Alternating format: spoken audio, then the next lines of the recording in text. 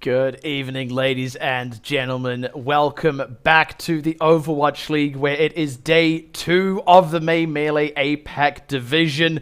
Day 1 was absolutely bonkers. I think that's the only way to describe it. Day 2, I expect, is going to be equally as visceral. You are in for a good one. I am, of course, Matt Pixie Carroll, and joining me here, as always, is Kevin Averill Walker.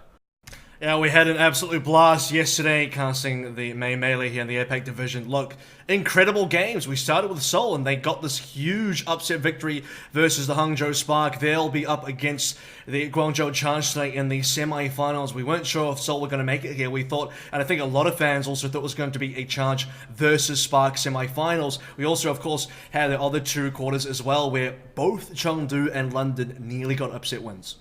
That's the thing, right? Like, from the get-go, what people thought was going to happen yesterday very quickly started to not happen. Like, the Seoul 3-0 is one thing, but then even just the other two matches being as close and as absurd, if you will, as they were. Look, at the end of the day, the expected team did at least go ahead to win those other two quarterfinals.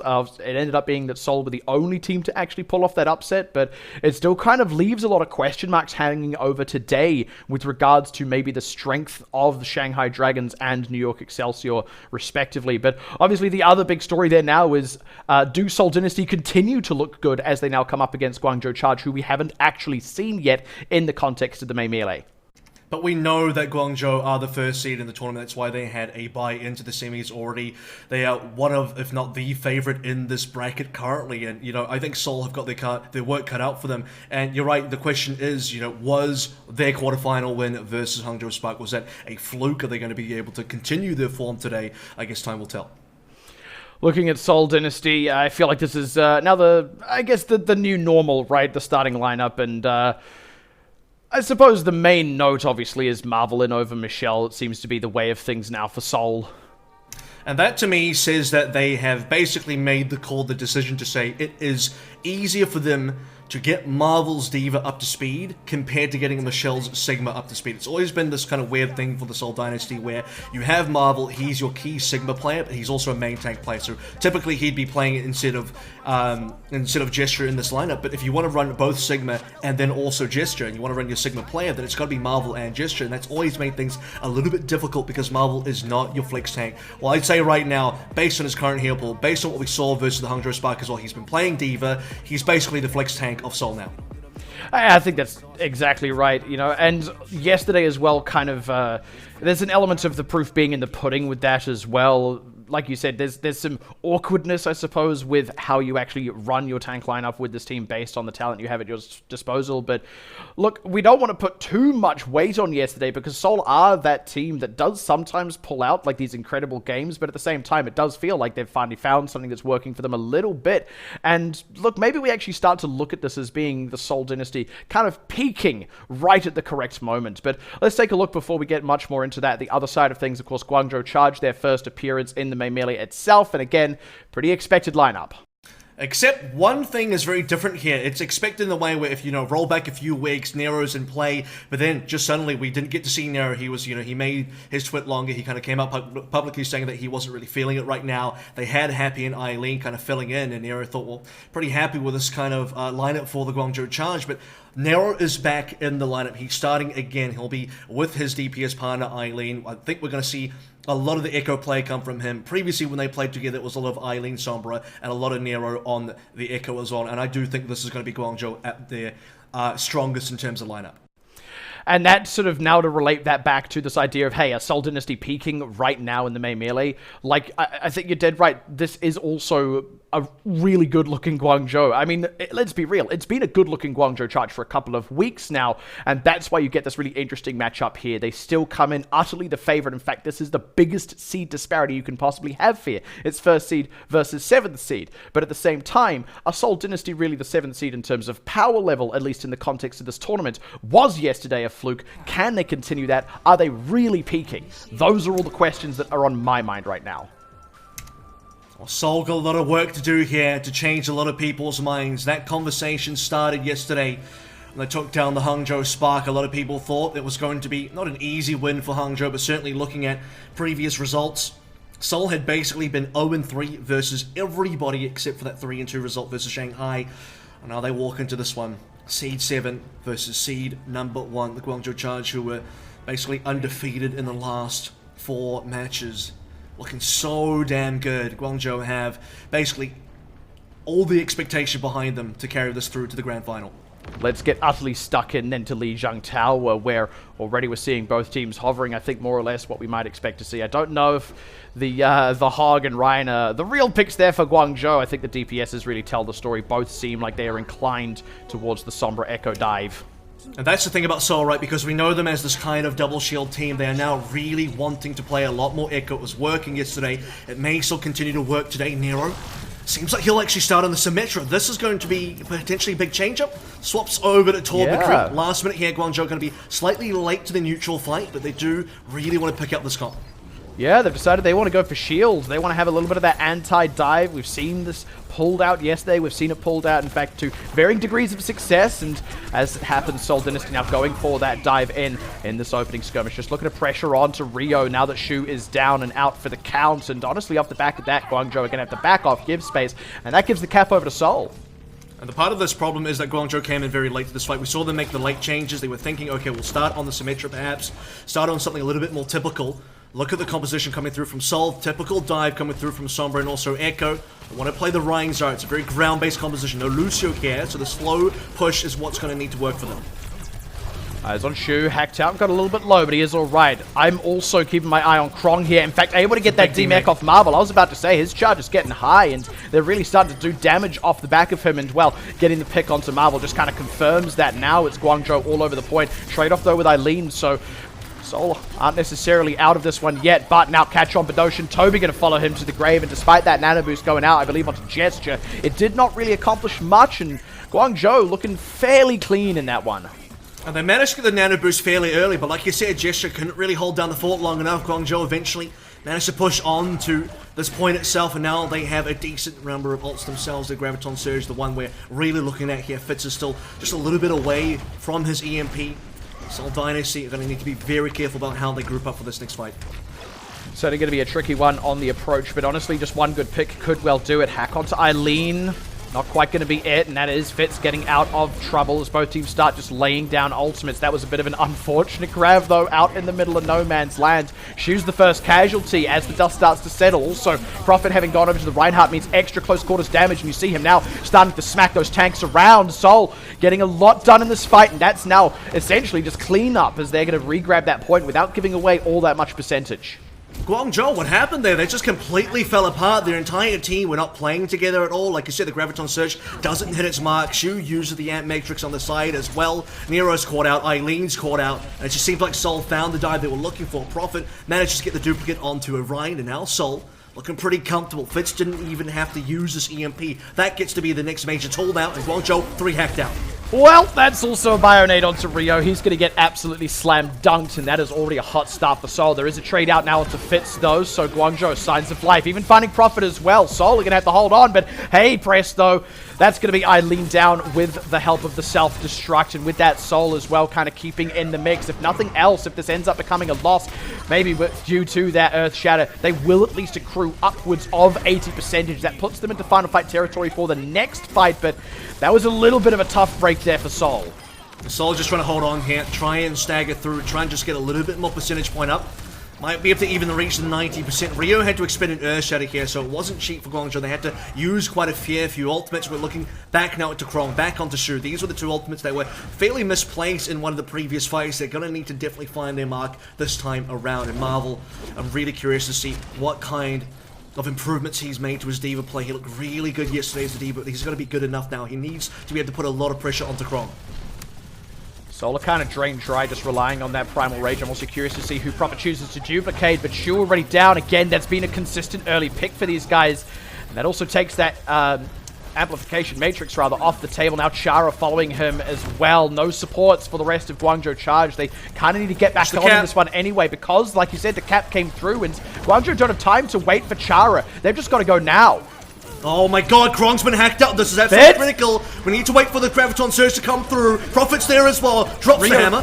Oh man, already down at the top of that fight. It's not looking good for the tanks, but Nero able to keep this one back alive with the help of that Molten Core going down. But Guangzhou, they're still a lot the worse for wear, and the grab didn't really accomplish enough for them. And now, as members trickle back in, you can argue the same is true, though, for Seoul, and it might just be that it's a game of last man standing, and that last man happens to be Krong.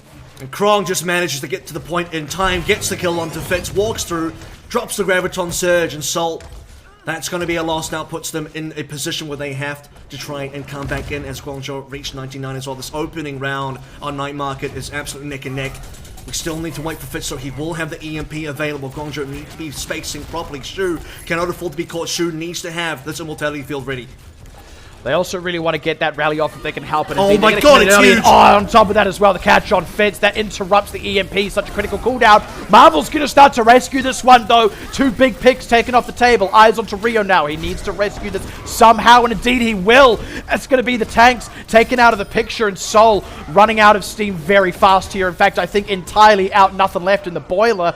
Guangzhou Charge, they absolutely had to work for it, but they indeed earned it. That was the worst possible time to be losing Fitz. That was the win condition. We were looking at Seoul. They had the capability, they had the expectation as well. One final fight, an EMP to turn everything around. And I think EMP, specifically versus this comp, is still really strong. I mean, you drop this EMP, if you get the hack onto Krong specifically, that shield's ripped away. That's possibly a very simple Zarya kill that you can get. You can get past Rio on the right as well.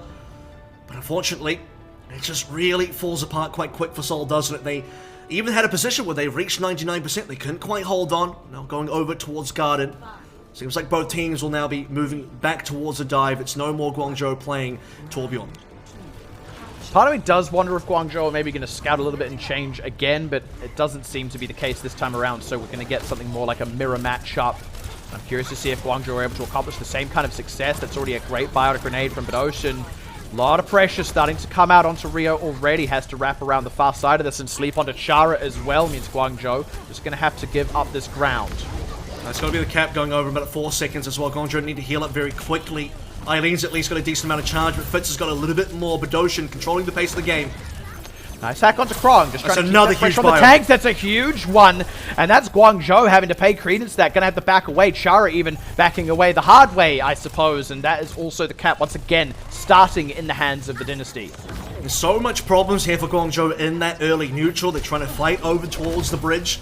Badoshin lands that first Bionade over, gets to sleep onto Chara as well. Guangzhou have to back up, they have to repush the bridge. As soon as they do that, Badoshin lands another 4-man bio at a critical time when Guangzhou need to really fight for this cap.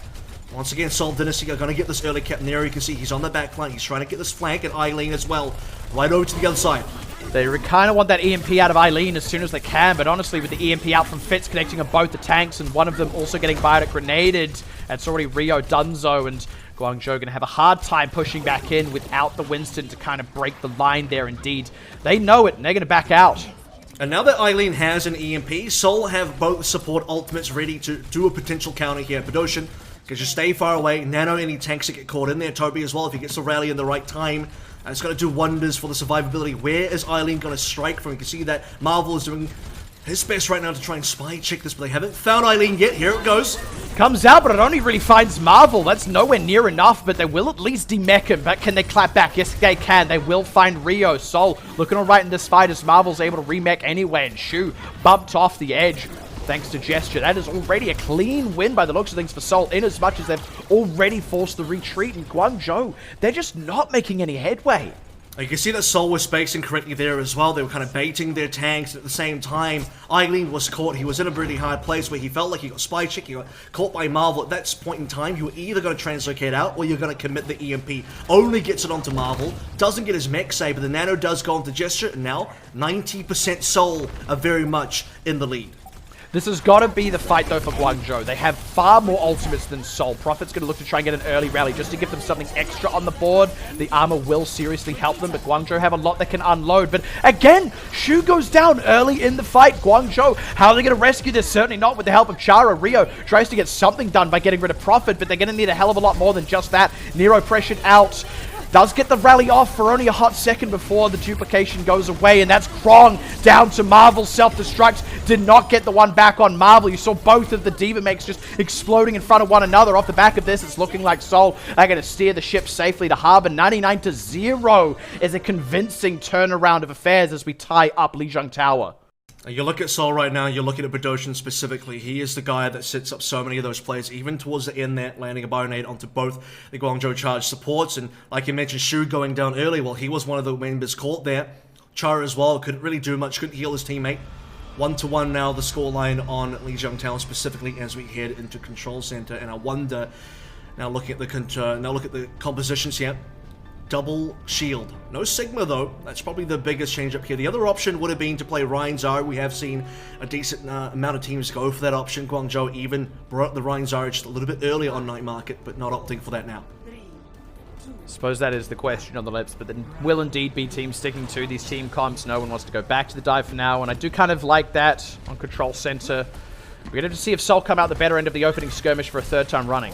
So Charge have the initiative here. They have the Reaper plus May combination. It's Fitz that's going to be on the Symmetra. They have to keep Fitz alive. He's a very clear carry on the team. Marvel's already down though. They're not looking too healthy. Yeah, it's a really nice immortality field out from the Charge as well to keep members up at least a little bit longer. They're trading tanks right now, but it's trades that have so far favored the Charge, now finding Fitz as well, and Seoul not going to get a third opening skirmish in a row. It's going to be the point going the way of the Guangzhou Charge on Control Center. I think Fitz is going to change here. It wouldn't be right to stay on the Symmetra after that opening neutral. He's now going to try and match Eileen on the Reaper, but he's so far behind in terms of ultimate charge. Guangzhou in position to get a bit of a spawn camp going. They have walls available. Prophet's going to need to try and outplay this one. This is where Seoul can lose a lot of time on that actual cap itself. What can Fitz do in the back line? He's at least going to be able to apply a bit of pressure onto the supports. Doesn't even get the immortality field, though, fully. It's finished off by the Orisa in the end. And, I mean, that's a pretty easy breezy spawn camp. That was very by the book for Guangzhou. All they needed to use was the amplification matrix very cheaply. The rest of the ultimate still charging up. Now they'll have defensive options. You can see Sound Barrier coming up for both teams. Supercharger as well for Krong. Both Ryu and Krong are so far ahead of the competition on the other end. It's really Prophet now that can maybe swing the tide. Not quite the wall the Charge were looking for, and that's going to be the breakout fight for Seoul. Fitz unleashed, able to get onto the correct members on the back line this time around, and with that, Seoul absolutely storming towards the point. Nice rescue there as well, just to keep Prophet alive from that charge, and that's going to be Seoul finally getting control of this point. Charge just completely melt there. What Chara doesn't use his sound barrier. Shu as well, you know, where was the immortality field? Just completely gets destroyed. Seoul don't even have to use this Blizzard. I thought it was going to be a much longer fight with Guangzhou starting to throw in a lot of their ultimates as well, but apparently Seoul, all they got to do is drop in Badoshan's and Matrix, and suddenly the Guangzhou Charge have no response, and now the opposite is true. Seoul, the potential for spawn camping, they have some decent ults, but Charge, they get to fire first. They've already made it way out of the choke. Decent Blizzard. They need to get the follow-up, though. Rio's going to get somewhat rescued by the sound barrier, but a shadow to rake across the remaining members from Marvel. Can they clean these members up, though? Because it's taking them a little while. That's big from Eileen with the supercharger at his back. Krong getting that down right as Eileen pressed the go button. That's going to be an utter wipe, and Guangzhou going to regain possession of the point. Well, Charge do use basically all the ultimates there, but it was well worth it. Eileen, huge cleanup. Gets everybody. He's undetected. No one saw him coming. And now you're in the sort of position where 70+% Guangzhou, if they win one more, you can see them maybe even taking this map. Immortality field used so early, but Ocean is going to get that Ant Matrix in as well. Charge will respect it, they'll back off. And I like that from the Charge. They're just going to wait this one out. They know that actually it's Seoul who are playing against the clock here, already approaching 90%. It's got to be now or never. And Vince, he's looking to make it a now. Death Blossom into the backline. He is going to indeed find both of those backline supports and Eileen for good measure. And now the rest, the tanks, everyone going to melt under the guns of Fitz. Excellent work there from Seoul. They played to the clock flawlessly. 98% to Charge, but Seoul are back in possession. Here comes Shu means I'm expecting a lot from the Ant Matrix, but really it should have been here comes Fitz from the back line, doing his best Eileen cosplay. Again, no one saw this Reaper coming through. The immortality field instantly is taken down, and he just cleans up a ton of kills. I think that was Guangzhou Charge really just kind of faltering. They really should have been able to win that fight, but can they clean up now?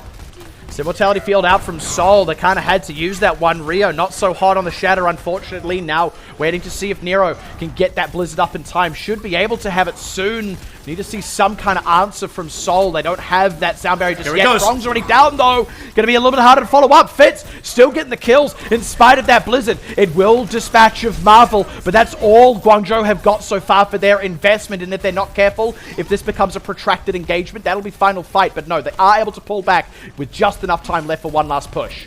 Yeah, they'll be able to get all their members alive now, just waiting for Nero. They still have ultimates available. Toby desperately needs to get a sound barrier. Seoul Dynasty are so close to the majority of their ultimates. It's going to come down to what I think is going to be a very critical amplification matrix from Shu. If this one lands well, they can win this.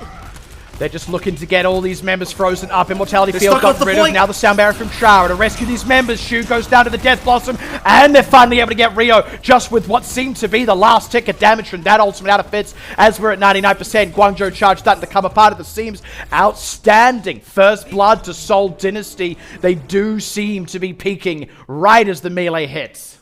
And Seoul as well, they started off a little bit behind on that particular round. We looked at Control Center, came through with the Symmetra for fits, wasn't working out. Guangzhou had some decent early momentum there, but they couldn't quite hold on to what I think should have been a much better chokehold from them. They had a lot more ults, they just kind of walked over and got walked over as soon as Badoshan used the Amp Matrix. That's kind of the first flag there.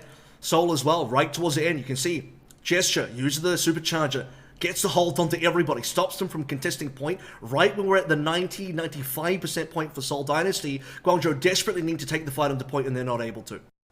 So I kind of feel like they're coming in hot off the momentum from yesterday after picking up that 3-0, already one upset. Look, let's be clear, if Seoul do win this one tonight, this is a far bigger upset, but you're starting to really believe in it because that was a solid win. Like, let's not forget the 100-0 in the middle there on Garden, and then the 99-99 going their way on the final map. Remember, they lost a 99-99 back on Night Market, so this is exactly the start that Seoul are looking for tonight. Let's see now if they can continue that trend, but that all comes up right after this break, so don't go anywhere. The Overwatch League is brought to you by Pringles Wavy, Big Crunch, Big Flavor. And by Zip Chair Game, the official chair supplier of the Overwatch League.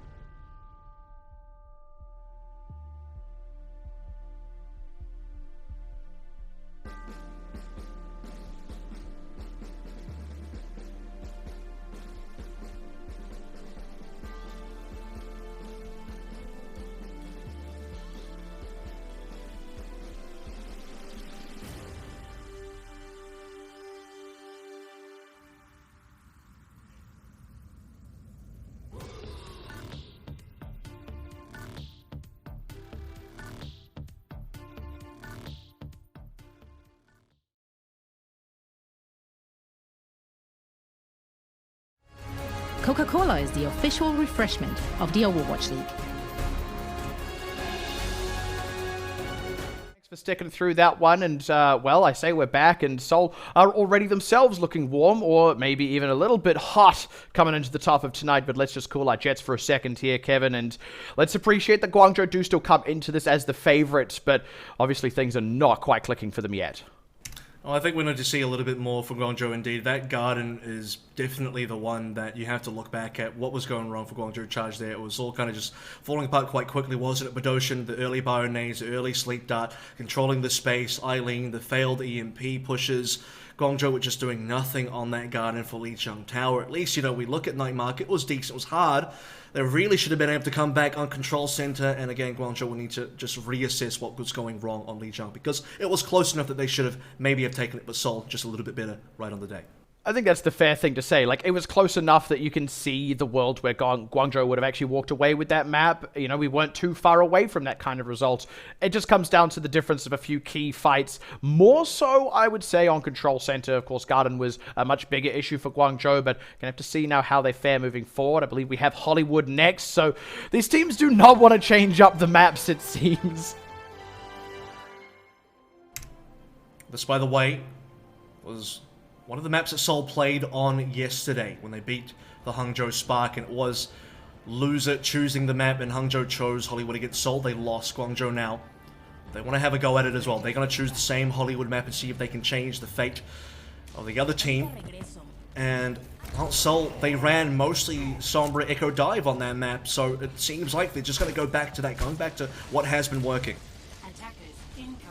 I think it's bold. I think you're right, given that Hangzhou picked Hollywood. At the same time, it'll be what they've prepped, so, definitely stick with that. But they will have something to answer for because, there is that factor of Hangzhou lost Hollywood yesterday, and now also Guangzhou are in that same position where they are 0-1 down. They need to respect Seoul Dynasty on this map, and I want to see how they choose to approach Seoul in light of that. I mean, there's another stat point as well. These two teams played each other in Week 13. And Guangzhou Charge were able to completely full hull. It was a 1-0 versus Seoul Dynasty, so maybe they're trying to recreate a little bit of that. You can see that Fitz is already looking for a little bit of the early ult charge. Might be able to get a decent amount before he's forced backwards. Looks like Guangzhou want to go back to the more shield-oriented composition that actually worked for them back on Night Market. And I do like this changeover. So they are trying to abuse Prophet, by the way, who we do know is probably not the best Echo player so far. Seen some improvements, but he'll need to improve slightly further now. Eileen wants to try and keep a lid on him. The only thing is Guangzhou will probably have to change comp after this particular fight onto A if they do manage to cap it. But they want to run over Seoul, and Seoul have to approach soon. They need to make this dive happen. Seoul can't just give it all up for free, but Krong has got a decent amount of charge in the pocket, and he was a big proponent of making those fights work, and this is just an absolute disaster. Seoul cannot make any headway. They were maybe relying on a nano boost, but now with Vidoshan dead, that's off the table. Seoul, so many low members, I don't really see them getting topped off and getting back onto this point. At this point, they're maybe just going to have to throw bodies on to run down the clock as much as physically possible, but it's not even that much when all is said and done. That's a very clean push onto the cap for Guangzhou. Well, you saw them just walk into the point there. Seoul, their perfect opportunity to strike would have been during the rotation from Guangzhou. You don't want them just to walk onto the point for free, and at that point in time, Seoul, Gesture couldn't dive. You can see that he was on half health. As soon as Vidoshan goes down, you can't heal Marvel, or you can't heal Gesture. Toby can't do it on his own, and Seoul just putting bodies on the cap to try and get a little bit more EMP for Fitz, but it's not enough. Fitz is already on 69%. Guangzhou, after pushing in, already have high ground control as well. Solo pushing the cart. What can Fitz do? This is the guy you have to look at. Seoul are just going to have to try and dislodge them up here, but they do have that nano boost out onto Gesture. Unfortunately, Prophet's down already, and that damage comes in big from Krong. Eileen as well, not particularly challenged right now, and Gesture starting to run out of steam, now cut off from the rest of his team, as the rest of the team, as it happens, are also getting cut off from their necks downward. That's going to be a clean fight again for Guangzhou, who aren't really being pressured right now. And let's be very clear about this composition that Charge are running right now. Not ideal for B because it can't contest high ground very well. They have to take the elevators. They don't have natural ways to fight for this high ground. No D.Va in play, no Echo in play. They have nearly 6 ultimates, so they will be relying on a huge ultimate advantage to win the next fight. Fitz, we have to see a big EMP. If this doesn't happen, there's no way. Seoul are going to once again get run over on B. Nice manual hack onto Shu just to open things out, but it only takes one of those 6 ultimates off the board, and it's a little bit alarming that Seoul used to in the last fight, and Guangzhou didn't have to use any, so now Guangzhou are going to kind of cash that one in, and yeah, hello, Reinhardt, come on. Just out of nowhere right now, not getting anything done. You're going to try and get a shatter out here to break across Guangzhou. The EMP, not the hottest, only onto 3 members, and none of them are in a whole lot of danger.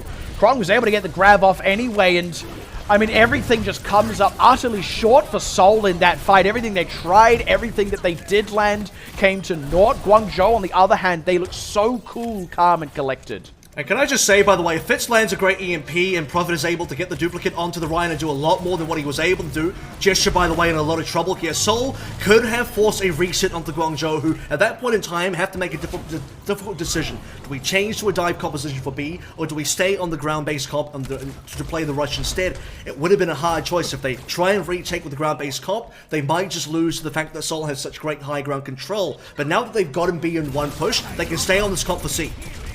Nero's going to get dropped there. That's a little bit of a tough break, and that might actually be an opening for Seoul, but they need to capitalize on it quickly because up until now, Guangzhou, they've kind of been more or less unhindered on this payload, or the charge barge, as I like to call it, and now it does seem like it might be over, but no, that's a huge shatter. At the very least, it slows Seoul down. They're not going to be able to get a free pylon. Guangzhou are still retreating, but they're not just going to lose a whole bunch of members, and now actually with Nero back in action, they can start pushing back onto that car.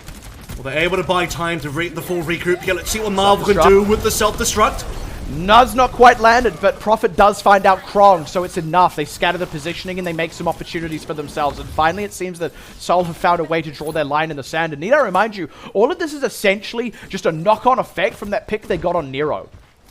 Now we have to start to reassess what happened there in that previous fight. Rio landed this Earth Shadow, but couldn't quite get the kills. Wow. The EMP gets 2 as well. But again, where are these kills? Gestures in.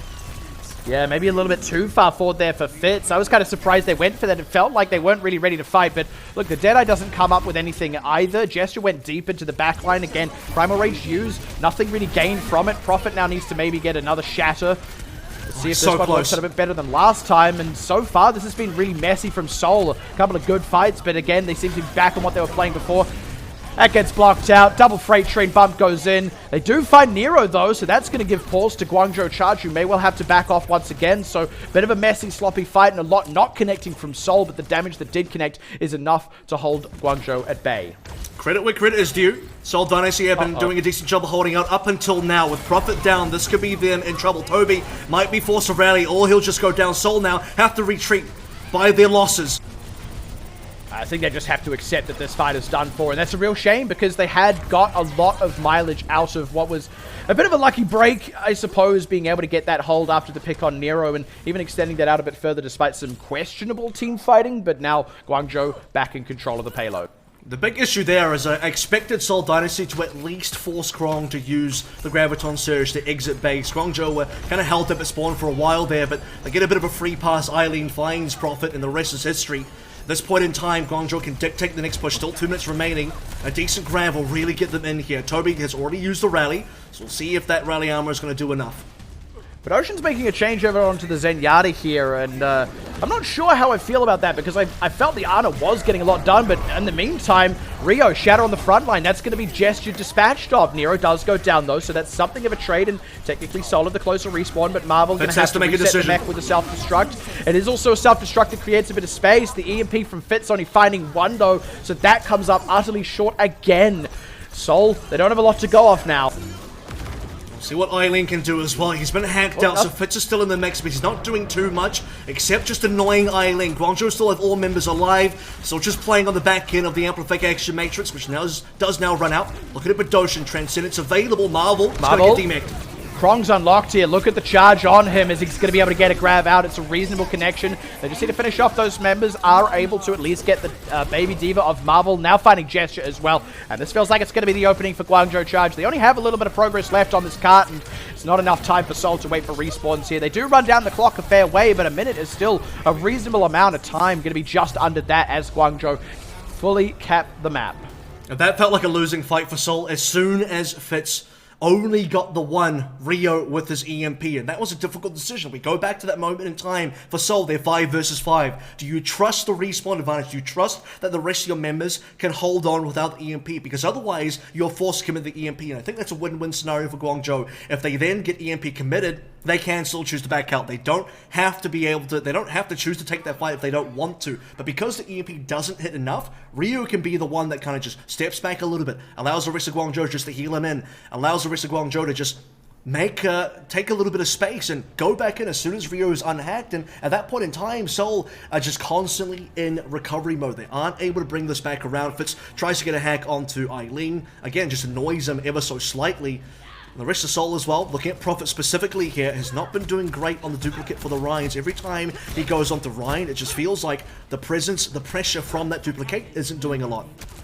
Yeah, did a decent bit on the very first round of Lijiang Tower, but aside from that, I mean, obviously aside from that, there hasn't been any Reinhardt, but yeah, not at all pulling the same kind of weight. I also want to compliment the passage, sort of within that passage of play, the use of the amplification matrix, like very classic kind of deployment of it, just so you can pull back a little bit, wait for some respawns without the other team being able to collapse on you, just because they have to respect the damage, and in the end, it's also that helps keep Seoul on the back foot. A minute is decent.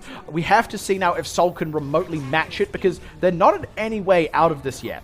So Guangzhou, by the way, on this defense, they've opted for the double shield version that has Orisa and also Sigma.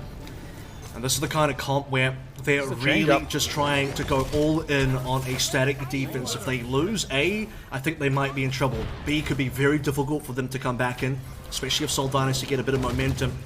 And Seoul are just going to try and match them at this point. Of course, key difference being Prophet over onto the Mei instead of the Echo. And also actually Bedosian. Still on the Zenyatta. No such match on the side of Guangzhou Charge. So far, both teams just pot shots. So by the way, Nero has a lot more geometry to play with as a defensive Echo than Prophet would have as the offensive Echo. So understandable as to why he wouldn't want to play it. Also, maybe confidence is a thing here. Prophet, again, hasn't been the greatest Echo that we've seen in the league so far. Might need to pick up the weight on this mate. Marvel making a lot of space for his team there. Eileen getting picked out. That is a trade, though, as Marvel goes down, and Seoul were really utilizing Marvel to create space. Now they're going to have one less shield at their disposal. It's going to be a little bit harder here to keep members alive. They need to get some picks quickly, I dare say. Otherwise, I do see Guangzhou starting to pressure Seoul back off this point, but they're going to have to do it pretty quickly because Seoul have already accrued 2 ticks and looking to finish off the 3rd. Guangzhou need to stay on this point, man. Not only that, but they need to find some kills here. You can see that Nero had some backline advantages, but he can't commit anything. Eileen finally gets that pick, and Nero will confirm it onto Marvel as well. This is potentially now going to be the pushover.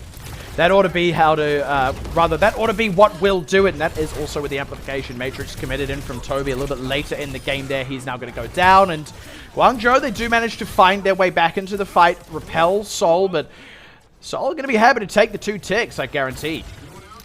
Unfortunately, they don't have a lot of ultimates to work with now. They do have the 2 DPS ultimates available, and soon maybe a Transcendence. Guangzhou Charge have a lot more, and I can see a position where just based on the ultimate advantage alone, it's going to take another couple of pushes from Seoul outside of a couple of miracle picks. Maybe the Blizzard just does wonders here, but it's going to be difficult. I think Guangzhou hold on for at least the next fight. One of the roughest parts of that is also Marvel obviously swapping over to the Wrecking Ball to get back to the fight quicker. Means he's given up all of that ult charge he had on the Gravitic Flux, and already under pressure here off to the side. He's very low. Krong's actually going to be the first casualty. Was frozen, could not use a Gravitic Flux, so that's a bit of a clawback now from Seoul, but gotta say, Charge are going to make this one difficult. Bedosian already down. That's no Transcendence available there. Reliant entirely on Toby. That's going to be it going through. What on earth? Guangzhou, you still had 5 members alive. Where are they all? And now this is an absolute disaster. Even if they get kills, Seoul, they're in possession of the cart. Guangzhou, that is a whiff. I'm pretty sure that Fitz used the coach gun there to push Rio back into the cap play. And at that point in time, they can't contest the cap anymore. And Seoul Dynasty were already at a stage where they were just about to cap anyway. Guangzhou was still kind of playing off the loss of Krong. That was really what set off that loss to start with. Krong dying with Gravitic Flux available still. That's pretty egregious. I also want to talk about the Gravitic Flux difference because I mentioned Marvel had to reset the ultimate charge. Look, he's not all the way there just yet, but getting 60% in that one fight is good. He will be able to get that back soon, and if Seoul with the rest of their ultimates can leverage a win here, then they could be in the money. They need to get the momentum going, and finding Rio early is a good way to do just that. The supercharger down, though, on the side of Guangzhou. They need to lean into that big time. Seoul can more or less match them. Not if Jester's dead, though. And that's with the Transcendence running from Bedosian. That just kind of fell apart for Seoul. Very important for Nero, by the way, to try and reclaim high ground control. This was always going to be the difficulty for Guangzhou. If they're going to all in on this comp for A, it's going to be hard to push back onto B once they respawn, especially that Seoul have the initiative to be able to take the high ground first. You can see that Fitz was basically camping up there. If Nero isn't able to dislodge him as the one member that really has the capability to do so, I think Seoul Dynasty are just going to have too much damage output through from Fitz, but now Guangzhou, as we're seeing the other side of that coin, they will be the team now with high ground control. Feels like Seoul are running a little bit hot and cold right now. Marvel eating pressure. They have to use the Immortality Field to rescue him, and now just having to duck for cover. They need to recover here somehow. I think Seoul might have to change the dive if this push doesn't work out. You can see they can't even go up the elevator at this stage of the game. Eileen Bob's available. Rio has to watch out for his HP though. They're relying on the supercharger, but now it's been destroyed, and they didn't really get much damage out. That being said, Krong low, but it's actually Gesture, the first casualty in the fight. Gravitic Flux available for Marvel, but Seoul need to decide whether they're committing big into this one. With the Immortality field down, I imagine they are, but they need to find the positioning, and that's the main thing they lack right now. Seoul is losing way too much time here. Again, they have to start considering a change in comp. They can't just keep forcing double shield that can't take high ground at all. They're not even playing the Echo, by the way, so they don't even have the capability of what Nero is doing to really fight and contest the high ground. At this stage in time, you look at 130. Seoul, if they lose one more fight, and they have the ultimate, so they really kind of want to hold on to these big ultimates, but losing one more fight might just be the end of this map. So he's going to create some space in the ground game by deploying the Amplification Matrix. Also, Immortality field down. So Guangzhou going to have to cede a bit of room here. Krong, early pick. That's big. Also, immediately forcing the D transformation onto Nero. Back in the Echo form now. Seoul starting to make some headway. They do lose Gesture, though, so getting rid of Eileen is going to need to be a high priority. They lose Prophet as well. They have not dealt with these DPSs, and Nero and Eileen are getting a lot of work done. Finally finding Nero, nearly finding Eileen as well. Seoul trying to keep this one alive, I think. No, they're going to have to back away. And they can't deal with Eileen. They have no access to backline here. They just have to play for Brawl. Two freight trains running at each other. And Guangzhou retake control of the high ground. Eileen, it's been so difficult to dislodge from his preferred position. Still got the Bob available. Heading to last fight territory, getting into the overtime. All Seoul have is the Transcendence. They have still not swapped comps. At this stage in the game, this is an all-in again. They are just really relying on this. At least they do have high ground. Fighting across the bridge, though, is going to be difficult. Look at this flux, it's big. Oh boy, Krong, what comes up must go down. They at least go down inside the Immortality field, and they use that to heal themselves up just a touch. Also, that's a great wall. Get some damage. That's very important for Seoul, and now they need to leverage this Amplification Matrix somehow. Guangzhou have nothing left to bear. That's going to be the Bob wasted for Eileen. Can't make it across the bridge. Seoul still have to do a lot of contesting, and Matrix will go down pretty soon. Again, relying on the Transcendence here. Waiting to see, can we also get this Blizzard into play? Guangzhou really dug in. Ooh, Prophet in a little bit of trouble there, but he is going to be okay. They're blocking some damage, and they have at least moved the cart, but it's also meant Guangzhou can just kind of regroup. That's a really nice catch for the accretion there, but not much landing, unfortunately, for Seoul, and now Seoul starting to get picked apart at the seams as Guangzhou are back to full fighting force, and unfortunately Seoul looking like they're not going to be able to cap out B here. I talked about needing a comparable time, but if you can't even cap the map, then time does not even matter. Guangzhou Charge starting to return to their old selves. I am still getting the flashbacks to yesterday, though, where the underdog won map 1, and then the higher seed clawed back on map 2, so I really want to temper my expectations for the series moving forward. So looking at Hollywood, this is the version of the Guangzhou Charge that I think should have come out on Lijiang Tower. We look at the Guardians again on Lijiang. That's going to have to be a write-off now. That's something that Charge just have to try and forget it ever existed. But it's Control Center. That was the one that got away from them, and they had the right idea, just couldn't quite capitalize. Hollywood, B is the story of that entire map. On the B attack for Guangzhou, they completely smashed Seoul, and on the defense as well. The same thing happened. I think Seoul made some big mistakes in composition. They were really just unwilling to try and change it. At some points as well, they were running out of time. They had ultimates, a lot of big ultimates that they did not want to give up, and that kind of ended up costing them. Towards the end, they just could not dislodge Guangzhou, who were very much in charge of that map. So look, Seoul might have come into this match hot, getting that first map, but things starting to slow down for them on Hollywood, and indeed things starting to speed up a little bit for the Charge, but still we are tied up, and that does mean that the game still technically hangs in the balance. Which way it falls, well, that all comes up after this break. The Overwatch League is brought to you by T-Mobile. Rank up with America's largest 5G network. Switch to T-Mobile today. And by State Farm. For auto, home, or renters insurance, like a good neighbor, State Farm is there.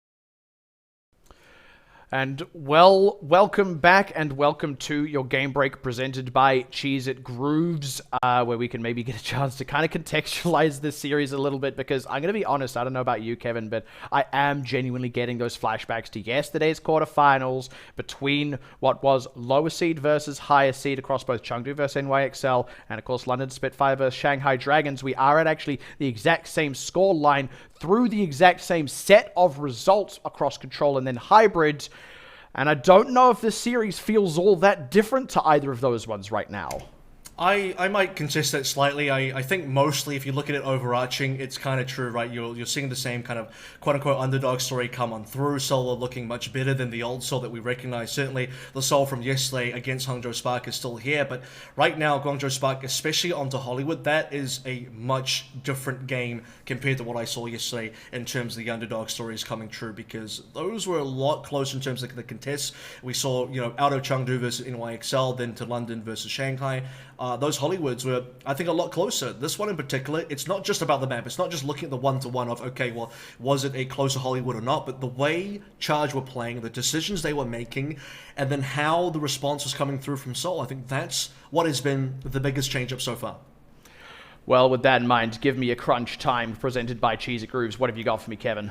All right, well, I'm going to be talking about the Guangzhou Charge compositions here and what they were attempting to do. So let's take a look at the first one. And Guangzhou, on that initial offense, they scouted out, they realized it was going to be the Prophet Fits going, the standard Echo Sombra dive defense. Guangzhou come through, they opt for the Eileen onto the McCree. Nero comes out in the Torb, and they have the Ryan Zarya combination as well. And they just push straight onto the A cap. At this point, sit it on the cast, but Seoul Dynasty had one good opportunity to try and contest as the rotation was coming through. As soon as Guangzhou were actually on the cap itself, they just walked over the tanks. Gesture couldn't dive in, but Ocean goes down. Not enough healing to come in, but B, I think, is a talking point here. They just keep on rolling this exact same comp. Doesn't have a Lucio, doesn't have any real dive capability. They can't take high ground. They can't run at you very quickly, but they maintain momentum. They keep pushing on through with the same kart momentum that they had, after capping into A. They didn't lose a single fight, and the Seoul Dynasty, because they never forced a reset, Guangzhou Charge do not have to change the composition. They then get to stay on the same composition going on to point C. And Hollywood is one of these kind of maps where, B is the outlier. B is when sometimes you do have to change comps. You can't stay on the same ground comp, and because Guangzhou Charge don't have to change off at all, that ends up working super well for them. And then obviously on the defense, they play the double shield with the Sigma. Seoul tried to match it. Their version doesn't have an echo. They were never able to dislodge Guangzhou Charge from the high ground, and they were never able to find a proper fight. Once they got reset, they probably should have changed. They didn't do that, and unfortunately, Seoul Dynasty got outplayed. And I think that's your the crunch time difference presented by Cheese It Grooves.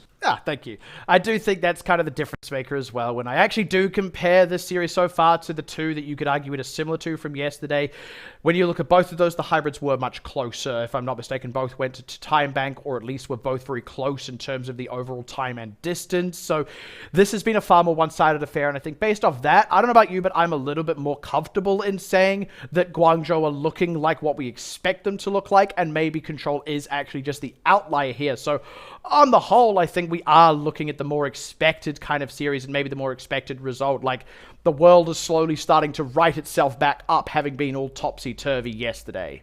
And I think a lot of this also comes down to the fact that we have Nero coming back in the lineup. If this was Happy and Eileen, where Eileen has to be the one playing the Echo and Happy is maybe playing the Sombra, or they can't really play the same kind of comps with the Torb and the McCree, it's really not the same. You see the difference that Nero makes to this team. You see how good Nero is on the team as well. Charge looking like their best forms. Charge are looking like the kind of team that can make it to the grand finals and maybe even win the entire division. And he certainly believed that that should have been the case right from the get-go. It feels weird to say that, we needed to see the proof on game day today, but I think after that Hollywood, we really are starting to see that. That is, of course, still only 2 maps in. Everything tied up. Map 3 comes up right after this break.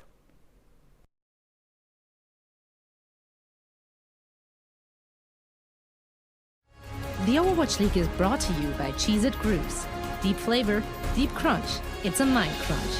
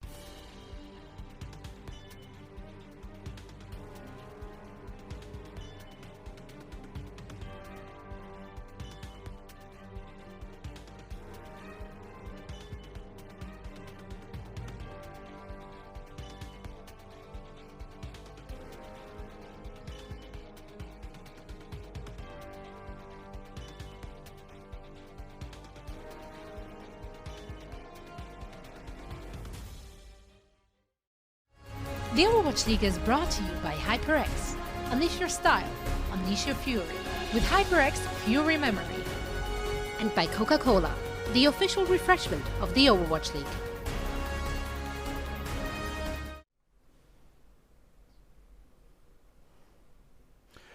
Welcome back now to semi-final 1 of the APAC May Melee Overwatch League, and I'm really liking the number 1 right now because that is the scoreline. We are 1-1. I think the only thing throwing that trend off is the fact that it's day 2 and not day 1. Of course, we are between Seoul Dynasty and Guangzhou Charge, and look, we've already talked a little bit about this. It actually feels like, despite the 1-1 scoreline, Guangzhou Charge, based off how Hollywood went, are looking like the team that is still expected to win this series. I think Seoul still have a little bit of fire left in the belly here. There are a lot of opportunities for them to turn things around. We saw 2 back-to-back map 5s in almost underdog victories when we saw Chengdu take us to map 5. We also saw London take us to map 5 against Shanghai as well. I think Seoul have the capability to go a little bit further, but right now it does seem that Charge are just that much more dominant. Hollywood really showed and really kind of exposed a few of the cracks in the Seoul Dynasty team currently. And I think that's the other, like, narrative thread, if you will, that's kind of running here, irrespective of those other results. Actually, based off yesterday, of those 2 teams that nearly upset but didn't, Seoul is the one that actually did upset, but they upset in, like, a very spectacular 3-0. So a part of me starts to think, even if we do get kind of a repeat of what we had in those quarterfinals last night, where we go to full 5, but then the higher seed wins, then that's still, you know, the buck kind of stopping here for Seoul. That's still them not actually pulling off the subsequent upset. So even if that's kind of how the entire tournament proceeds, where the higher seed does end up pulling it out, the upsets don't continue happening, you know, that ends up still being the result we expected, even if we don't get there in the same kind of way. But look, we are moving forward now onto Assault, and for the first time, we're actually seeing something a little bit different here. We're going to be going on to Temple of Anubis. And this, by the way, was the map that Seoul also played up against Hangzhou yesterday. Hangzhou picked this up against Seoul and didn't end up winning it, so we're getting a little bit of repeat in terms of some of these maps being the same. And Seoul already dropped the Hollywood that they beat Hangzhou on, going into Temple of Anubis. Now this is their pick and their opportunity to continue to try and bring things back. But if we keep on seeing, you know, a potential echo-less Prophet, they keep trying to make the May work with the Ashe comps, and I think Guangzhou Charge at this stage in the game, if Nero continues performing, Seoul are really in trouble. I think there is an opportunity for Prophet to maybe bring back the Echo, but we noted some of the problems there that they had onto Hollywood, and those will need to be fixed as well. I think on the other side of that as well, like, not only is there an Echo difference, also we're seeing Eileen really starting to pull a lot of weight. We saw it especially on the Ashe there on Hollywood. So you start to look at it in like a more one-to-one way, and you've got to say, I think quite fairly, that Guangzhou are kind of just out DPSing Seoul, and that's not at all to discredit the Seoul DPS, is not by a long shot, but still, when push comes to shove, right, Guangzhou are just playing better and seem to have, well, not even seem to have, they do have more versatility on the picks.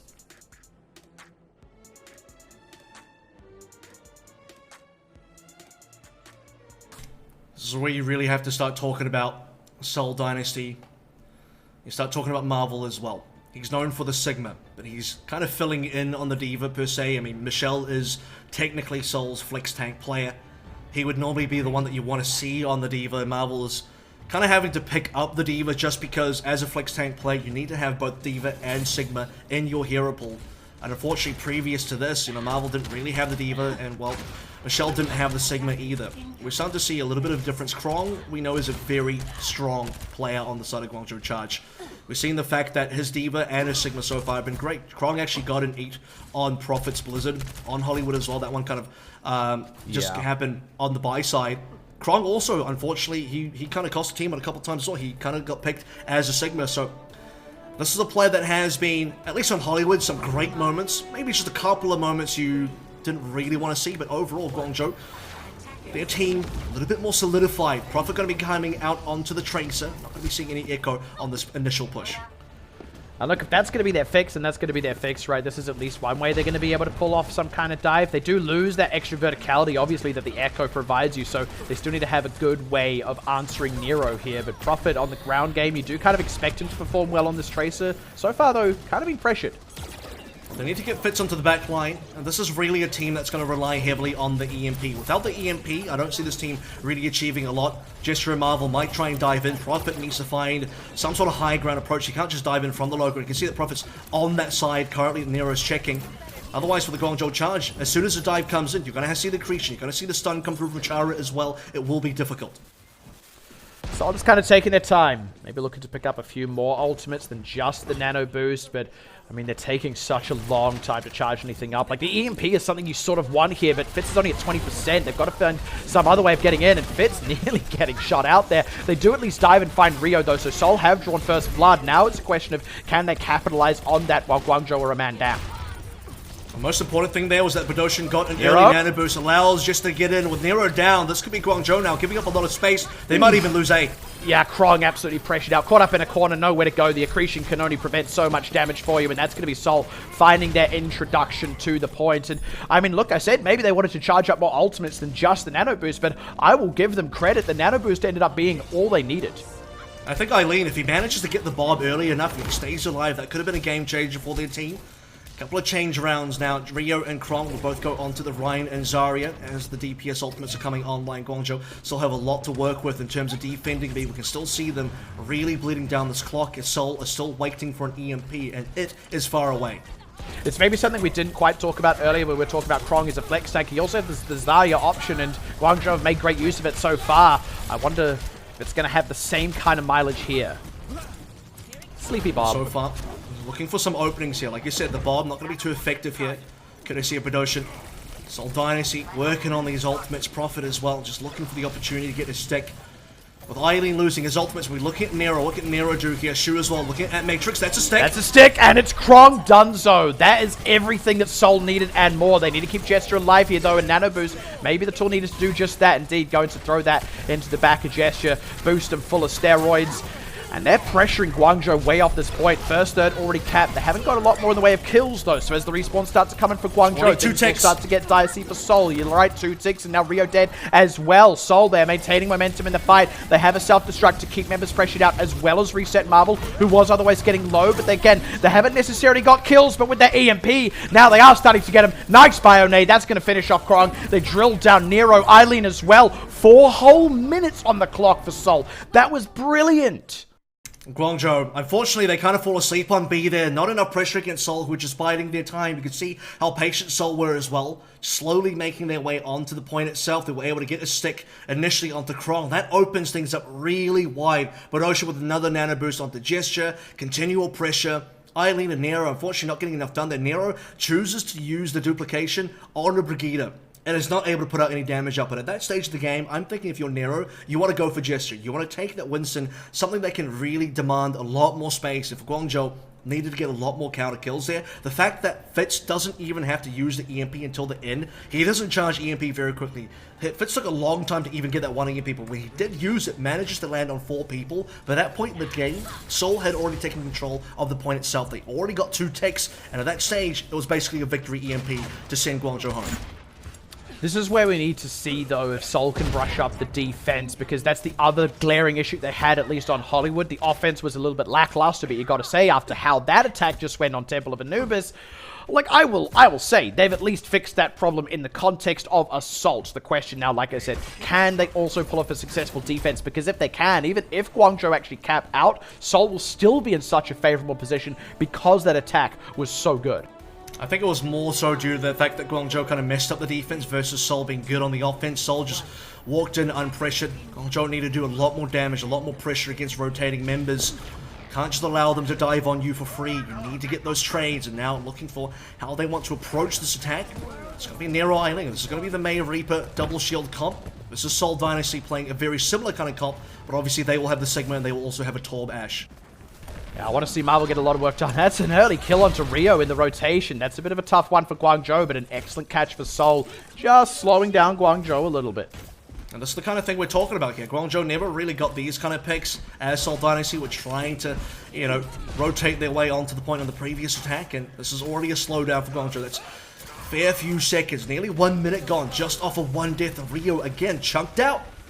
Ooh, they nearly got him twice. That would have been brutal, but you see Guangzhou having to kind of pour everything into making sure Rio could safely rotate. But they have at least made that rotation, albeit having lost a minute in doing so.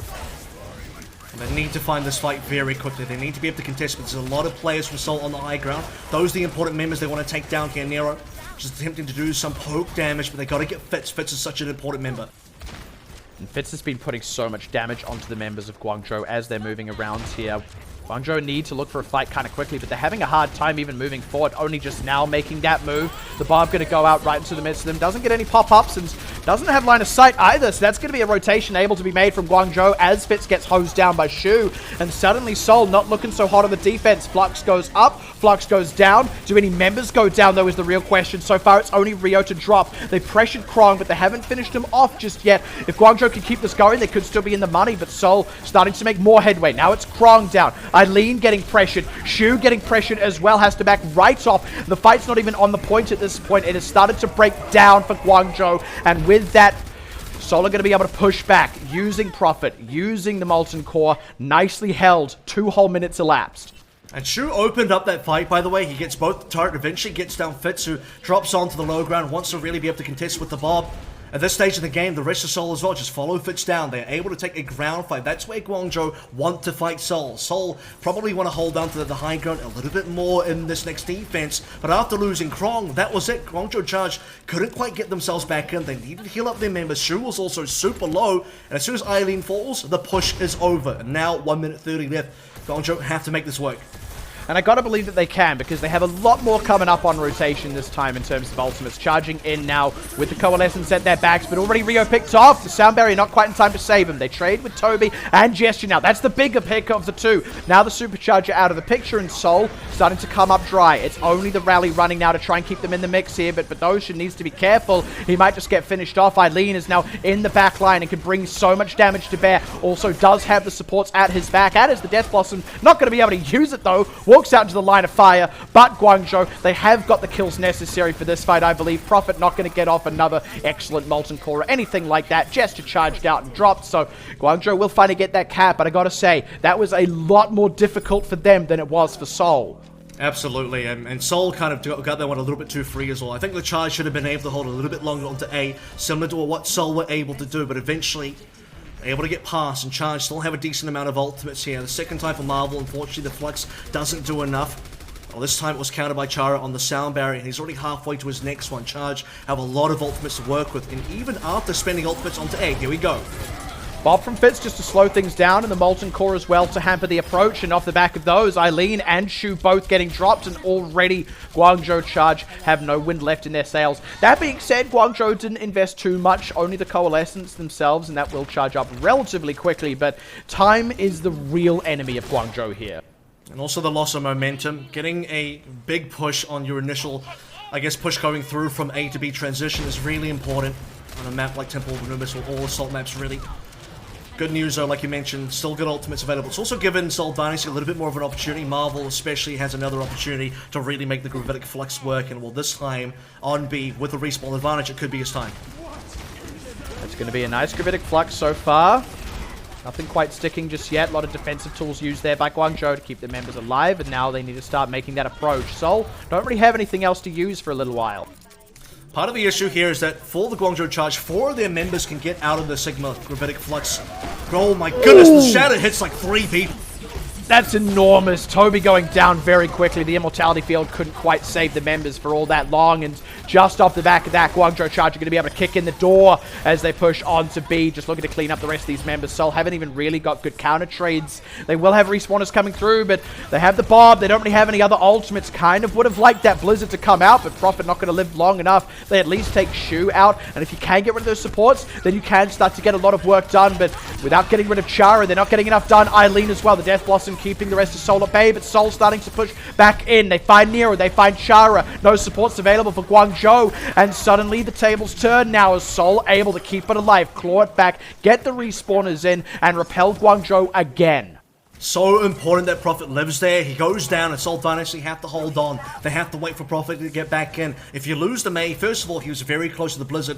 Respawns with the Blizzard, doesn't have to use it, but also, he's one of your only real good defensive options for maintaining Fitz, staying alive, and protecting your backline. On B, you don't have the same capability to abuse high ground as you do on the A defense, and that's something that Guangzhou Charge on this attack can really abuse. Big problem here for Guangzhou is 1 minute remaining, and they've lost most of their ultimates.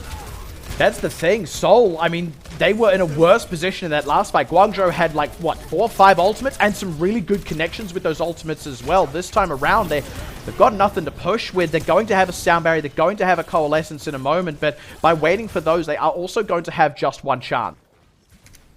We'll see if they can get past Prophet on the Blizzard. That's, I think, going to be the most important ultimate here. Oh, dear. Which is going to come through, but it will get countered immediately.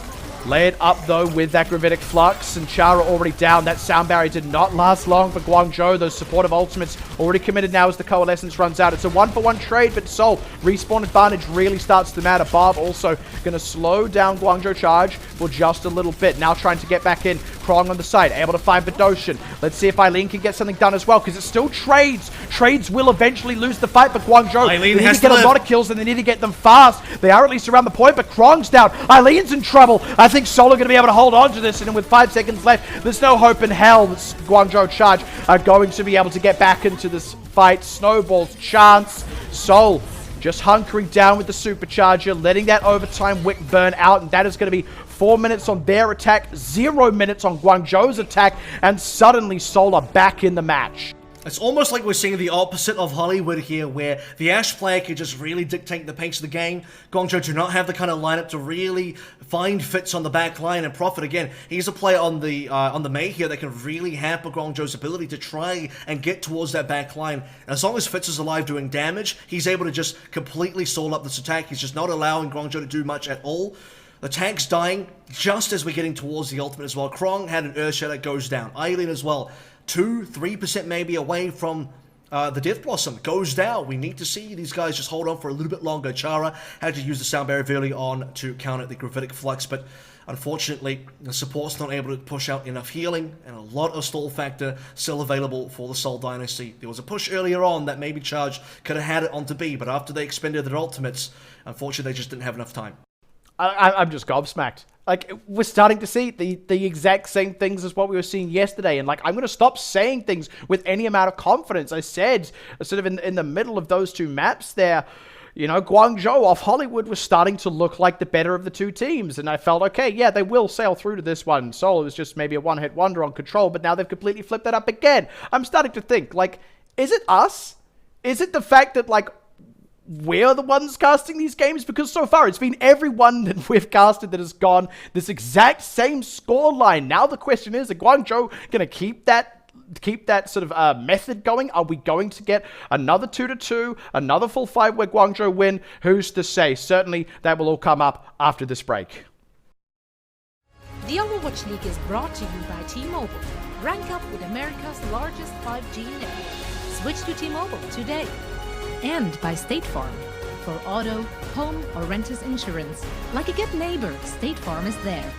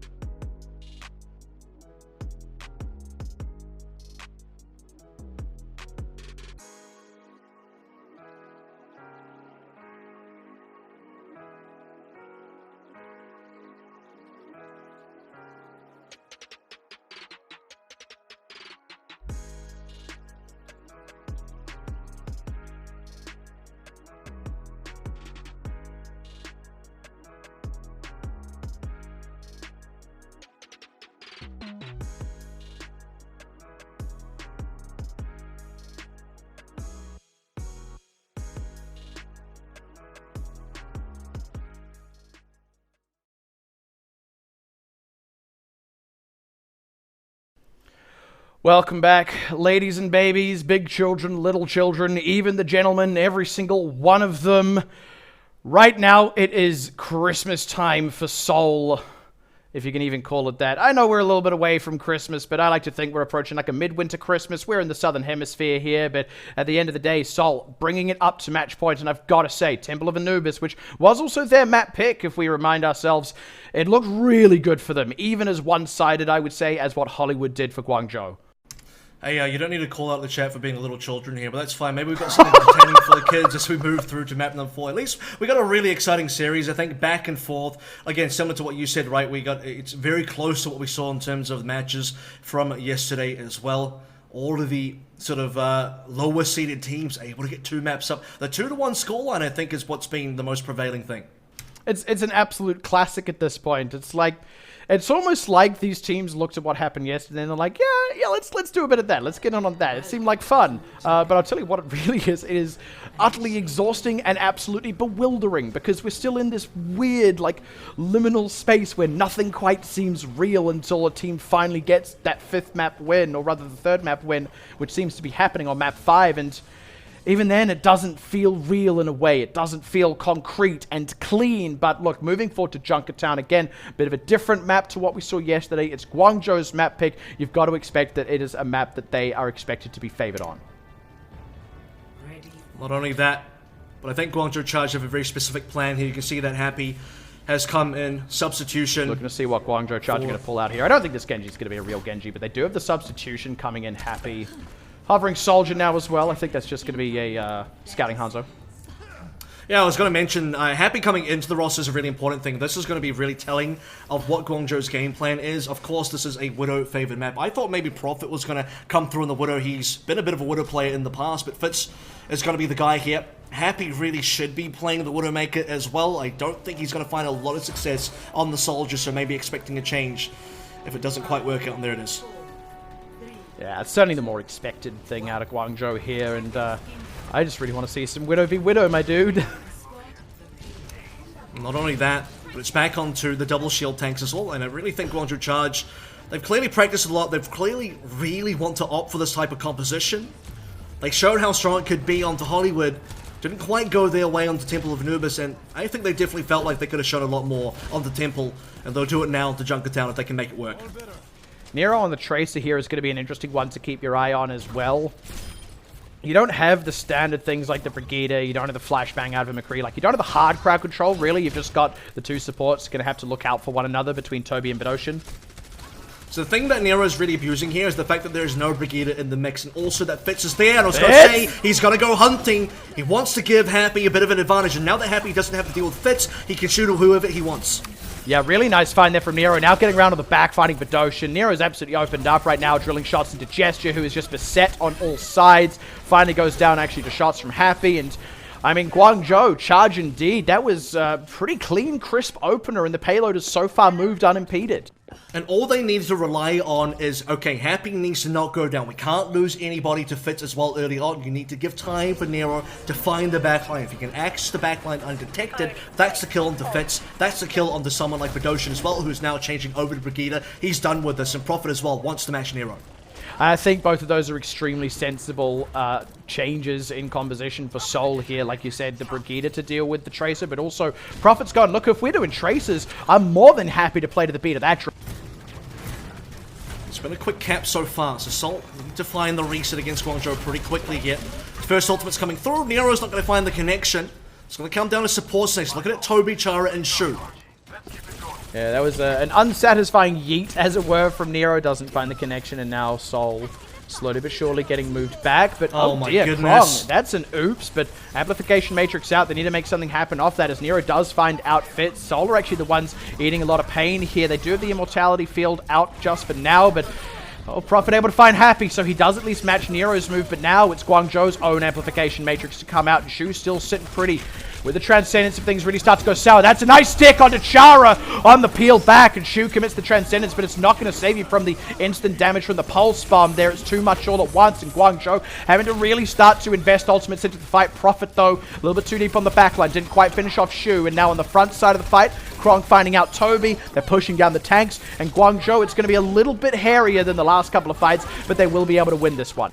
Eventually, Guangzhou relying on respawn advantages. You can see how close the respawners come in versus Seoul's. Prophet did his best there to slow things down. Krong suiciding. By the way, that's his second suicide of the series so far. Probably unintentional, but still really puts a little pressure onto the Guangzhou Charge to try and stay in. Shu using his amplification matrix, probably looking to change onto the Zenyatta regardless. Prophet as well. Look at the stick that he got. For Seoul Dynasty, not to get much with Marvel's gravitic flux again. That's going to be costly for them. Nero fishing for it, throws it into the mix, but there is only an immortality field to get rid of. And a supercharger for what it's worth, so look, that's at least something, and it does allow the shot to come through onto Prophet. So advantage now to Guangzhou Charge easily as they start to scrap around this payload. Soldiers have to stand out in the open, and Happy kind of has free fire down that angle. Gesture already picked off. Nero free firing in from the side, and it's only a matter of time, you got to say, before Seoul Dynasty collapse on this one, and the point cap comes through the way of Guangzhou. There's a huge confidence factor as well, and also the team factor of protecting Happy. The fact that in this sort of matchup right now, realistically, Prophet should be able to do the same thing that Nero was doing onto A, which is to pressure out Happy. You can see the reason Fitz changes over to Hangzhou. It's a little bit better for this position of the map onto both B and especially onto C, where you're playing tighter angles. The Hangzhou's going to be able to do a little bit more work. The Hangzhou can defend himself against Nero as well. But Happy just wants to keep on playing this one, and Shu will get the kill. That's what, Omnicide when the Zenyatta kills the other Zenyatta? That's what I like to call it, at least. I think Omnicide technically means killing everyone, which isn't quite what Shu accomplished, but you gotta believe he's a dangerous man. Maybe if he was Dronak. I don't know that Shu is half as jacked. We'll have to see. Happy still staying on this Widowmaker for now. He can't quite find the long-range angle that he'd like. We're seeing a little bit more pressure on Marvel again, looking for opportunity with the gravitic flux. He's not going to find it, and he'll get traded as well. Krong for one. Yeah, Marvel, he gazed into the Iris, and the Iris gazed back, unfortunately, with the Transcendence in their back. They're able to collapse down, but there's the trade through. Prophet coming up big with a Pulse Bomb, and this is respawn advantage for Seoul. Now as Fitz gets picked off, it's a little bit back and forth for the time being, but you've got to believe in that respawn advantage. That being said, by the time that kicks in, Guangzhou may have got a little bit more progress on the cart. As long as Guangzhou keep getting one kill, and Gesture might be the next one here, this is how you just keep the momentum going. And double tanks have ultimate soon. I think he's going to use the infrastructure, but we need to see what Nero can do. He can find maybe a pick kill with the Pulse Bomb. That would be huge. Dragon rakes across, doesn't find anybody. It does at least slow down Guangzhou, who have to change their positioning, but now as they come back in, Nero recalls right back into the back line of things, but also right under the guns. Unfortunately, a Prophet, so between him and Toby, they're able to deal with that. Pulse Bomb now off the table, and Rio, that supercharger getting taken out. They tried to anchor themselves on that for the push, but it doesn't pay off, and now Guangzhou, for the first time in a little while, starting to look like they're struggling to make headway in this fight. Seoul try to keep the pressure on. They want to force a big reset. Krong is going to try and stop that from happening as Happy finds Prophet out as well. Guangzhou certainly not done with this one just yet. Happy going for the 1v1 here. I don't know if he can win. Fitz will find the headshot, but will instantly trade it out. Guangzhou is still in this technically. If Nero can find and kill the Pulse Bomb again, we say this time and time again, that's how we start opening things in. Rally as well, just to keep everybody alive in the Seoul Dynasty, force the Transcendence. Yeah, a bit of a rough one, but better to keep the notion alive. Again, leaning into the respawn advantage. Shu gets picked off. A nice Pulse Bomb connection from Prophet. Nero not so lucky, and finally Seoul getting the conclusive fight when they need. That is with the payload quite close to the terminus, but it's also with the clock just over a minute and a half. That was such a long fight as well. Both teams played a lot of ultimates. Nero will finally change over to something like the May Happy. I think at this stage in the game, if they want to play more like a May Reaper, that would probably be a little bit more suited for this next push in. Be wondering to see if Happy can maybe find any angles, but he'll be under a lot more pressure up against Prophet now. Accretion connecting onto Happy, but he's going to be able to get back to safety in the meantime. In the main trunk of the fight, it's Seoul Dynasty losing members and losing big members as well. Guangzhou just kind of, they knock on the door and find it's made of balsa wood, so it only takes a tap from the fist to puncture through, and Immortality Field saves Nero as it comes down back to Earth. Toby picks. Krong is the only trade. Shu as well, so that's decent. And off the back of that, plus the respawns coming through, Seoul might just be able to hang a defense yet. Happy still relatively uncontested on this high ground, but it's actually what happens in the main center of the fight that counts for everything, and that's where Guangzhou are winning more now. The respawns for Seoul not quite rescuing things as Happy's going to go Hunter-Killer on Badoshan. Will be able to finish that one off and tries to fire down the main line towards the cart. Seoul have barely stabilized. Now the problem here is, despite Happy getting kills, the rest of Guangzhou can't hold on to the card itself. Nero, the last one alive, and now Nero, the one they'll have to wait for to respawn. Final fight territory coming in now. Rio's got the only ultimate available. Soul waiting for theirs. It's Badoshin and also Fitz. Those are the two guys you have to watch out for, both Gesture and Marvel. Unfortunately, you have to reset theirs from changing heroes. 15 seconds remaining and Charge have one opportunity. Charge really don't want to walk away having not capped out this map, because that just leaves that threat of Soul capping out. You want to have a little bit more to work with, at least a time bank if things get really dire.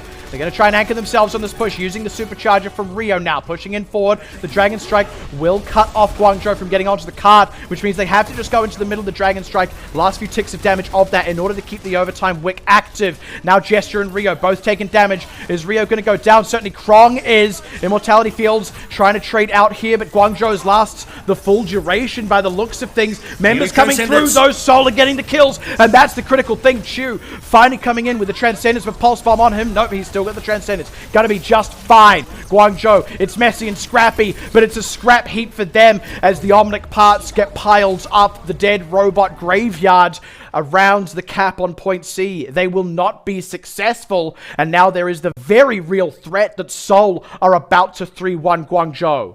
And on the final approach as well, we needed to see kills come through from Rio and also using the supercharger. The charge, they didn't get enough damage in there. They couldn't confirm anything. Using the amplification matrix afterwards from Shu, that does a little bit more, but still, the trades aren't good enough. We need to see the Transcendence comes through just a little bit too late. Maybe if you see Chara play through using the amplification matrix, could have been a different story, but he needed to find an off angle to get past all the shields. At the end of the day, we didn't see the lineup of the abilities come through. There was always the safety net, but Doshin held on to Transcendence for a very long time.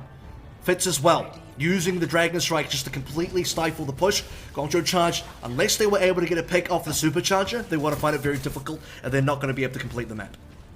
Alright, two things I want to think about here. The first is Temple of Anubis, where Seoul Dynasty's attack was great, but obviously this is a very different game mode to Assault, and through that lens you start to look at Hollywood, especially point B of Hollywood, where unfortunately Seoul were not able to get a whole lot of work done. Guangzhou were absolutely dominant on that map, so when all's said and done, I do still kind of favor Guangzhou here, just based off that earlier in the series, but Seoul do really have that potential to get the win here. So this is going to be a gamble coming through from the Charge. Surely this will be revealed pretty soon. Seoul know exactly what's going on. Changing up the composition. It's going to be May and also Sombra. Fitz gets out early. Oh, he's going to have to go back into spawn. He needed to try and get out without being detected there. Charge need to continue the spawn hold. If they lose the spawn hold here, they're going to give up A. They've got the tools to do it, and you can see Seoul, they kind of have to wait for cooldowns. They need something like that Immortality Field to last a little while to get shields in place, or maybe Fitz is able to get out. Guangzhou having to start backing off a little bit as Prophet was able to slip out alive, but he's not going to be alive for a whole lot longer. Now Marvel picked off, so far the spawn camp is continuing to more or less work for Guangzhou as now they wheel back to the payload. Seoul do at least get out of spawn and start putting the pressure down, but Guangzhou, they have been getting the kills here. No one's died just yet. Well, they can't stop Fitz from just pushing the cart solo now. They can still get some kills here, but every now and then, they will have to contest the cart. Every time Fitz is alive, he's going to go for the back cap. You can see it right now, and every time he goes for the back cap, Charge have to respond to him, and as they respond to him, they can no longer spawn camp. So effectively, the spawn camp has now failed. Yeah, the first kill onto Rio there coming through. Also a catch onto Shu. That's maybe even bigger. The one on Rio at least forced Guangzhou to go back. Pull back, wait for the respawns from Seoul Dynasty, try and get Rio back, but now a late kill on Shu. Now Happy as well! They just have to give up all of this ground. It is night and day. You get a little bit of the spawn camp, burn a bit of time there, but they're not going to put up much other resistance on the rest of A, at least not until Happy is back. The only way they were going to really win that one is to make sure that the cart wasn't going to be moving forward. They're at least building up towards ultimates. You don't really want to give up on the comp just yet. You're close to so many ults. You can still take a nice ground-based fight. Rolling through the indoor section. They need to contest, so this payload is nearly at the end. Rio's going to have to go for it, but he's a little bit of a in the middle of no man's land. Takes a lot of damage, but they've got Coalescence at the team's back now as the ultimate starts to come out from Seoul. Trying to keep these members alive. Happy, not going to be able to survive it, but it is traded out with Prophet. But Seoul, they just have more that they can lean on. Nero gets slammed down to earth. Gravity's a, B words, but Guangzhou not really putting up a whole lot of resistance on the most part of A. And Charge's composition works two places. One, right at the spawn doors. Two, in the kill box as you start to come out into the open area. But if we have to fight in the open area, Charge's comp is not going to work. They're surrounded by the Seoul Dynasty. They're collapsed upon as well. Fitz gets to go wherever he wants. He's got long range to work with for the spam, building up the EMP, which he now has. And the momentum moving forward for the Seoul Dynasty. You can't really see a world where, unless they cancel Fitz's EMP or they don't get EMP too harshly, if Fitz doesn't connect enough, that's how they can win this one. Marvel going down, though, is going to help. Yeah, that's, I guess, the other way to win. You just get a random pick onto Marvel, but, I mean, that's certainly not what ought to be happening there. Stunner to Happy, though, good trade out. So Seoul certainly aren't done just yet. They do still have that EMP. They need to wait out the supercharge or at least find some way of dealing with it. So for now, both teams are taking pot shots across the payload. Need to make sure that nobody just randomly gets picked out. There's the EMP. Doesn't get the most amazing connection, unfortunately, and the defensive tools are there for Guangzhou. The sound barrier out, the coalescence as well, but now they don't get any kills themselves. They need to wait for Happy to come back, maybe get something with a Death Blossom. Nobody's really dying, despite everything being used. And now finally Happy returns, and happy they are indeed. And if you're happy and you know it, clap your hands. Die, die, die. Guangzhou Charge going to be able to hold on for now. Chara staying alive there, holding onto the sound barrier, playing an off angle. Not allowing him to be spotted by Fitz. I think Fitz, if he was just going hunting a little bit deeper, gets a manual hack on the Chara and lands the EMP. That would have been a fight when Guangzhou Charge survived this as the Seoul Dynasty change up. They comp Fitz and Profit now, moving over to Doomfist and also onto Echo. Just waiting to see if Seoul can make this work still. Oh, that is a great ult. Yeah, hello. And there we go. Going to push on in now with the amplification matrix running. Nero's going to try and slow things down, try and get a nice placement on the Blizzard, or even just get a freeze onto Marvel. Again, early casualty in the fight, and it's going to kind of cut Seoul's hamstring there. Trying to get a little bit of progress on the cart, but they know they're done for. I don't know if many members are going to get out of this one alive. Worse still, Seoul were actually quite pushed up here, so the members that are still implicated, they're going to go down. These are light kills, staggered respawns, and this is what the Guangzhou Charge need. They need to start bleeding down this timer a little bit more as they're working up towards the ultimates. Nero, Krong, and Shu all have some. As the Seoul Dynasty are once again going to start changing up the DPS Profit and Fitz onto something they're a little bit more known for. It's going to be the May and also the McCree. I was a little bit nervous about the Echo Doomfist, and it definitely didn't have the impact required. Don't want to stick on that one for too long. Seoul, though, they've kind of ground to a halt here. They need to find some way to get momentum back on their side, and I tell you what, Marvel's Gravitic Flux may well do it. Slam down is Krong, but with the Coalescence at their back, they're going to be fine. It is the rotation around, though, so Seoul are actually on the card. It's Guangzhou who need to be moving forward, and Krong going to try and do so with his own Gravitic Flux. Immediately finds Bedoshin with it.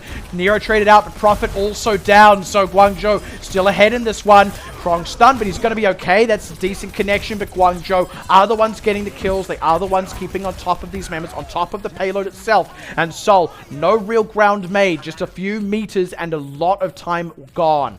And Charge are positioning very aggressively. They have high ground control. You can see the setup there. Nero pops down the Blizzard, slows everyone down for Krong to get a very nice connection with the Gravitic Flux, and that's going to lead to kills. Seoul Dynasty now really hampered. They're down to just the 1 minute. Remember, they have to actually get to C. At this point in the game, Guangzhou don't look like they're going to give up B at all. Very likely to go to a map 5. There is still that overtime magic, though. Seoul certainly not out of it until the clock strikes 0, and now investing double supercharges in. It's a sound barrier out from Chara, so they can get Happy into the middle of things, and with that, they will be able to find Marvel. They've dropped that one down. Critical fight win again for Guangzhou as it forces Seoul now into final fight territory, and they're going to go into that final fight with nothing to work with. Well, the good news is the Charge expended most of their ults as well. They've just got the Coalescence alive. And for Seoul Dynasty, this will be mostly a neutral, sans that Coalescence, and maybe Bedoshin will be able to get it as well. Fitz, is this just a teleporter gambit, or is he actually going to continue playing the Symmetra? This is going to be an all-in attempt from the Seoul Dynasty. Yeah, this is a really big gamble from Seoul to try and make something work. Have that late swap on to the Symmetra. Coalescence nearly available from Bedoshin as the fight. They're kind of just flirting with it right now. Eyes on Profit to land a Blizzard now as Seoul looking to make the approach, and the two teams just trying to scrap into these beam battles. Coalescence is out both sides. Nobody down either side of that. Looking out for Nero. Profit needs to get his own Blizzard off as Nero's is a decent connection now with Krong. Gravitic Flux. Toby's already done for, as is Fitz. And Seoul not getting any kind of mileage out of their own Blizzard. That's Guangzhou. That critical final fight, you've got to compliment the defense. And we are tied up again between the highest seed and the lowest seed. How many times are you and I going to see this exact same scoreline? Oh, let's just do 15 maps, why don't we? Between the two last night and now the one that we get to see today. And Guangzhou in charge, in position on that B defense. You can see once again the same setup. Nero playing the May, using the Blizzard, straight into the Gravitic Flux. Fitz is the most important kill there. They're able to take down Fitz inside the Flux. If that happens, Seoul lose the majority of their damage. Prophet's not going to be able to do that much on the May, unfortunately, in terms of the actual damage after he uses Blizzard. If they can't confirm the fight after that, that's the fight over. And look, now it's still absolutely possible for Seoul. You start to look at that earlier result on Control. They were able to win on Lijiang Tower. One of those was a full 100-0 as well. So you've got to say it's certainly possible. Indeed, it is plausible. But you've also got to start looking at what continued to happen across yesterday. And it's like, I feel weird drawing that parallel because, like, these are different teams. They should be completely unconnected series and match results. But at the same time, every single one of them has played out in an uncanny similar way that maybe you start to say, I don't know, the stars are aligned here, right? Like the planets are all in alignment. We're just using the same script for the third time. Yeah, exactly. We're just utter recycling here. Maybe we should check the script for the next semi and the final, maybe give some notes. But look, at any rate, there is still that control. It is match point either way, and that one is the utter decider, and that one comes up right after this break. Coca-Cola is the official refreshment of the Overwatch League.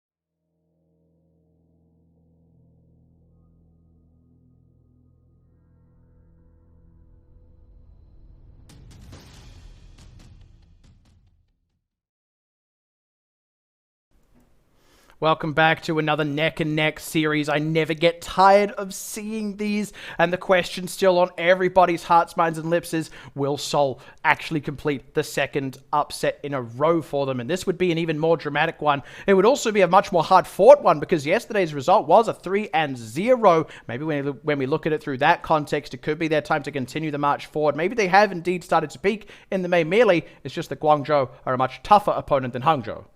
I think no matter what happens here, Seoul definitely made a fan out of me. They had a great performance yesterday in their quarterfinal versus the Spark, and now, again, just keeping it so tight against the Guangzhou Charge here. They were at 2-1 after 3 maps. At that stage, if Junkertown just goes a little bit better for them, if they can maybe make it past B, they had already set up what was going to be, a potential push onto C. They didn't allow the Charge to take it to the time bank. Seoul were in a position where, realistically, we could be already saying goodbye to the Charge. Seoul could have already gone to the grand finals, but we're going to have to just see them work a little bit harder now going into map number 5, and of course, it has to be a map number 5.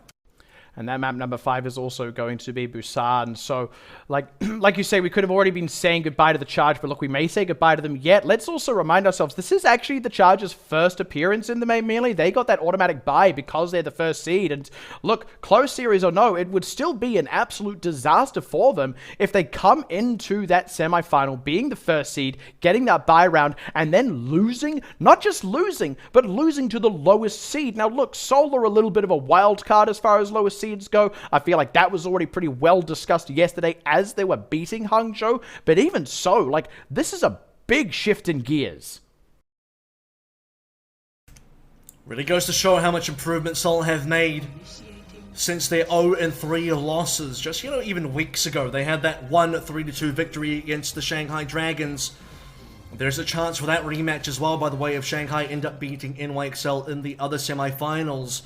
At that point in time, I think Shanghai might be quaking in their boots because Seoul have taken down such great competition to get there. They'll have to get past the Charge, who I still think are looking fantastic in this series. I still favor the Charge ever so slightly.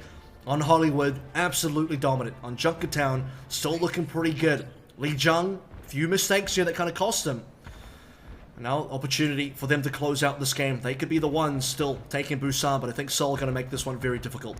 And maybe the thing I'm going to call back to here is the fact that, yes, Seoul won Lijiang Tower, but honestly, it was winnable for Guangzhou. Moreover, on control center, some things did go wrong, but it was still a 99-98, strictly speaking. That, you have to say, is winnable. All they need to do now is turn what was that 98 into a full 100, and they can still walk away with the win here. And the best win so far for Seoul has to be on Temple of Anubis. If we can see that version of Seoul again, the confidence levels, how they were able to stop the Charge in their tracks, that is going to be the version of Seoul that needs to be able to roll through to be able to beat the Charge and go to the grand finals. Swapping here. Charge are going to go for it, like you said, just a bit of a comp swap. Yeah, they don't quite fancy the, at least the Zarya and that entire incarnation of the double shield. This is going to give Seoul a lot of free positioning around the point itself. We'll have to see how Guangzhou answer that. I think they want to have, just greater ability to play around Fitz Sombra as well. Zarya probably not the one that you want to see. Ooh, Krong and Shu both taking a lot of heat. Rio as well is in trouble. Look at the fire name.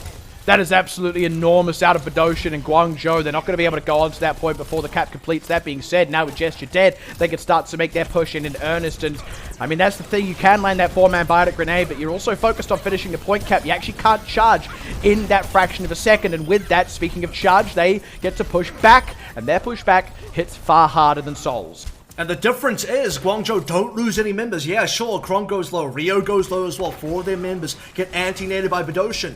Really starts to look like Deja Vu on Gardens. Looks like Deja Vu on Lijiang Tower overall. Nice place from Badoshin, but they can't confirm the kills. Rio doesn't go down. Krong doesn't go down. Krong then gets 2 kills. One of them was on Gesture, and that opens up the point.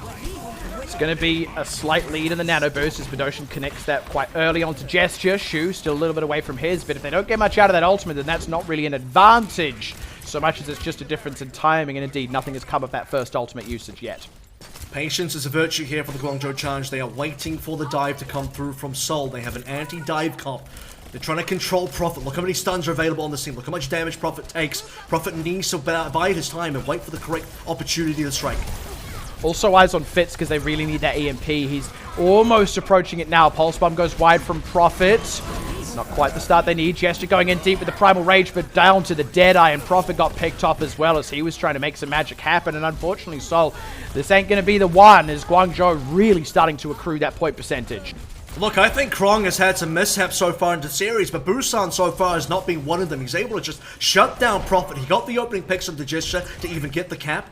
He's able to eat the Pulse Bomb as well. I'm pretty sure that was the Pulse Bomb anyway. Certainly Prophet doesn't have a self-destruct. Gets the kill into Prophet now. Confirms 75% for the Charge. And Seoul are trailing by so much. This is going to have to be the EMP that turns things around. It's either that or, I don't know, maybe another nano boost, but I don't know how much they'll really get out of that here anyway. Going to have to be going over multiple here. It's okay. They get 3 members. I think that might just be enough here as they do find Rio, but Fitz has been traded for, and Guangzhou leading into the rest of their ultimates. The Gravitic Flux, the rally's still running, and Prophet not really getting a whole lot done, struggling to stay healthy here as Marvel gets demech. The rally not quite coming in time to save that mech for him. This is an absolute mess right now for Seoul. They finally get Eileen, but they're they're bleeding members outside of that. 99% looking like it's about to become 100 for Guangzhou. Indeed it is, as the overtime wick burns down. But Doshin, the only one alive, he's not going to stand on the point, knows that he is done for. And that's 1-0 up now for Guangzhou, starting to feel a little bit more confident that they're not going to get upset tonight. I don't think Krong went down a single time there. He was just a beacon of hope, the beacon of light for the team, anchoring down on the point itself. Shu gets a 6 leap down onto Prophet, and Guangzhou Charge is just going to move on through so simply, so easily now. Let's see, Prophet, I believe this is probably the Pulse Bomb. It doesn't connect. We'll have to confirm exactly what this is. There, here we go. Krong looking at him, and instantly Prophet, by the way, he goes down again. Krong's like, I'll get the skill. Bit of a tough break for Prophet. Certainly not the Stellar Tracer play we might have been hoping for in that one. And now it looks like Seoul maybe want to change things up. But tell you what, Guangzhou do as well. And this is going to be an interesting one. I anticipate that Mecha Base is going to be a bit of a brawl between these two teams. In fact, they actually want to come in more or less mirrored. The only difference ends up being Shu on the Moira. And Charge, by the way, do not fear Seoul Dynasty in playing this mirror. They've won plenty of these mirrors. The only time they really struggled was on Temple of Anubis. That was under different circumstances. Getting revenge now for Lijiang Tower, a map that I think they probably felt they should have won. Again, we look back at Control Center, but now it's down to Mecha Base. Charge, a walking forward, wall being used. Charge looking very confident in this brawl. They know that they've got Seoul a little bit on the ropes here. They'd look to charge in now, but Rio a little bit low. They are in a bit of trouble. It's not going to be a freebie. Indeed, as Krong goes down, Eileen gets frozen and dispatched of. Now Chara under pressure, and Seoul, they actually end up pretty cool and calm throughout that one. It looked like Guangzhou were just getting all this free space. Nice save there on Marvel. Even lives through the damage that Rio got from that connection on the charge. So, Seoul, they're going to start off with the points in Mecha Base. Like I said, patience is a virtue here, and this time around it's Charge just kind of wanting to take a fight early. Could have waited for the point to actually open, for the cap to open for both teams, and then at that point in time it's about who wants to brawl on the cap itself. Charge, they go forward early. The early boop doesn't work out for them. Now look at this, Ant Matrix is just going to frag Nero. That's absolutely disgusting, as now that Coalescence ends up kind of being a little bit wasted. Amplification Matrix out there from Ocean, and Marvel wants to invest in. The Shatter comes across. They're looking to clean up more members. Rio just has to charge all the way back to spawn. He will at least get out alive thanks to that, but Krong with no such movement tool is not going to be so lucky, and Seoul really starting to accrue percentage. Also, a lot of ultimate charge. And let's talk about the difference in terms of the compositions, as well as Shu does actually change from Moira over to the Batiste here. When you have the Batiste, you're going to fall to play back a little bit, play a little bit more patient. When you have the Moira, you want to walk in, you want to run in. Here comes a Blizzard from Prophet. Nero just kind of stuck aside from his team, can't block too much at that, but the team has otherwise survived the damages. Now Nero goes in, but unfortunately dropped down. The Blizzard connects well, but it's only Eileen who can follow up on it, and he only actually didn't get anything. Now he's down. And it's just a disaster for Guangzhou. Seoul looking like they're wanting to march towards a 100-0. And that's the thing. These maps, they just flip topsy-turvy one way, then the other way. And neither team truly feels like the better of the two until suddenly you're at the end and someone's got to win. Well, the problem is the Charge don't have a single point on the cap at the moment. 78% and counting up. So look at how well Prophet did there. The wall, after Charge decided to go in, the wall completely blocks them out. And also the Amplification Matrix allowing Marvel to do so much damage on towards this range. Shu, it's his turn now. This has got to be the one, surely. The Amplification Matrix is there. The Supercharger is there. And that's also going to be Marvel going down nice and early in spite of the Earth Shatter coming out. They need to get to the point, though, and they can't. Outstanding. Seoul, they knew that if they could slow down Guangzhou, they could still hold on to that despite the disadvantage and despite the poor start to the fight. You've got to say, playing to the objective more than anything else there for Seoul. That might have still been a Seoul win, even if Guangzhou won that fight and got to the point, but Seoul made sure that they didn't have to go to that position. They got the 100-0, and now we are all tied up. It could not be any closer. It could not be any more nuts. Unfortunately, that was Chara's job there to try and get the overtime started for his team. If he was able to do that, could have just still been a different kind of map. Sure, you'll say Mecha Base could have still just gone Seoul's way anyway, but I think Guangzhou would have like the confidence to say they got maybe 50-60%, go up to the 99. The last round now, this is the one that decides it all, like you mentioned. Fitz back on the Ash. Eileen, let's see what he can do on towards the McCree. I think he'll go to the Ash as well pretty soon. And do you believe in the second upset? Seoul, they are on the cusp of it now. Guangzhou, this has been, I think, a far more fraught series than they could have really hoped for. Seoul opening skirmish now with this Ashe. They need to find some kind of pick. They've got a good bit of positioning around the point. So now that Eiling has actually confirmed that Prophet is playing the Tracer, he might look to just stay on the McCree, have the flashbang ready. That's 1 point of failure for the Seoul Dynasty. If they lose Prophet early, that's a big problem, but Shu is the first one that goes down. Oh, and with that, it means Rio does not have that extra support at his back. He was already a bit low. It was just the Immortality Field keeping him alive, and without Shu there to heal him up, as soon as the Immortality Field goes down, so does Rio. Off the back of that, Seoul, they're going to be first cap on the point, and it starts to get dicey for Guangzhou. We'll see what Nero can do. He's been a player to look out for so far. We've been waiting for the return of Nero. And Eileen will decide at the end of the day, no, Ashe is going to be the superior pick in this situation. It does mean that Prophet will have a little bit of a better time accessing backline. Chara still going to be the one preventing Prophet from getting too much damage done, hopefully. Guangzhou, man. This is just rough. Still just trying to find their way in, and time becomes a real big factor for them. They can't let themselves just slowly push in and lose and keep having that happen until they're at 99-0. Seoul, they are in the driver's seat right now. It's up to Guangzhou to put the pressure on.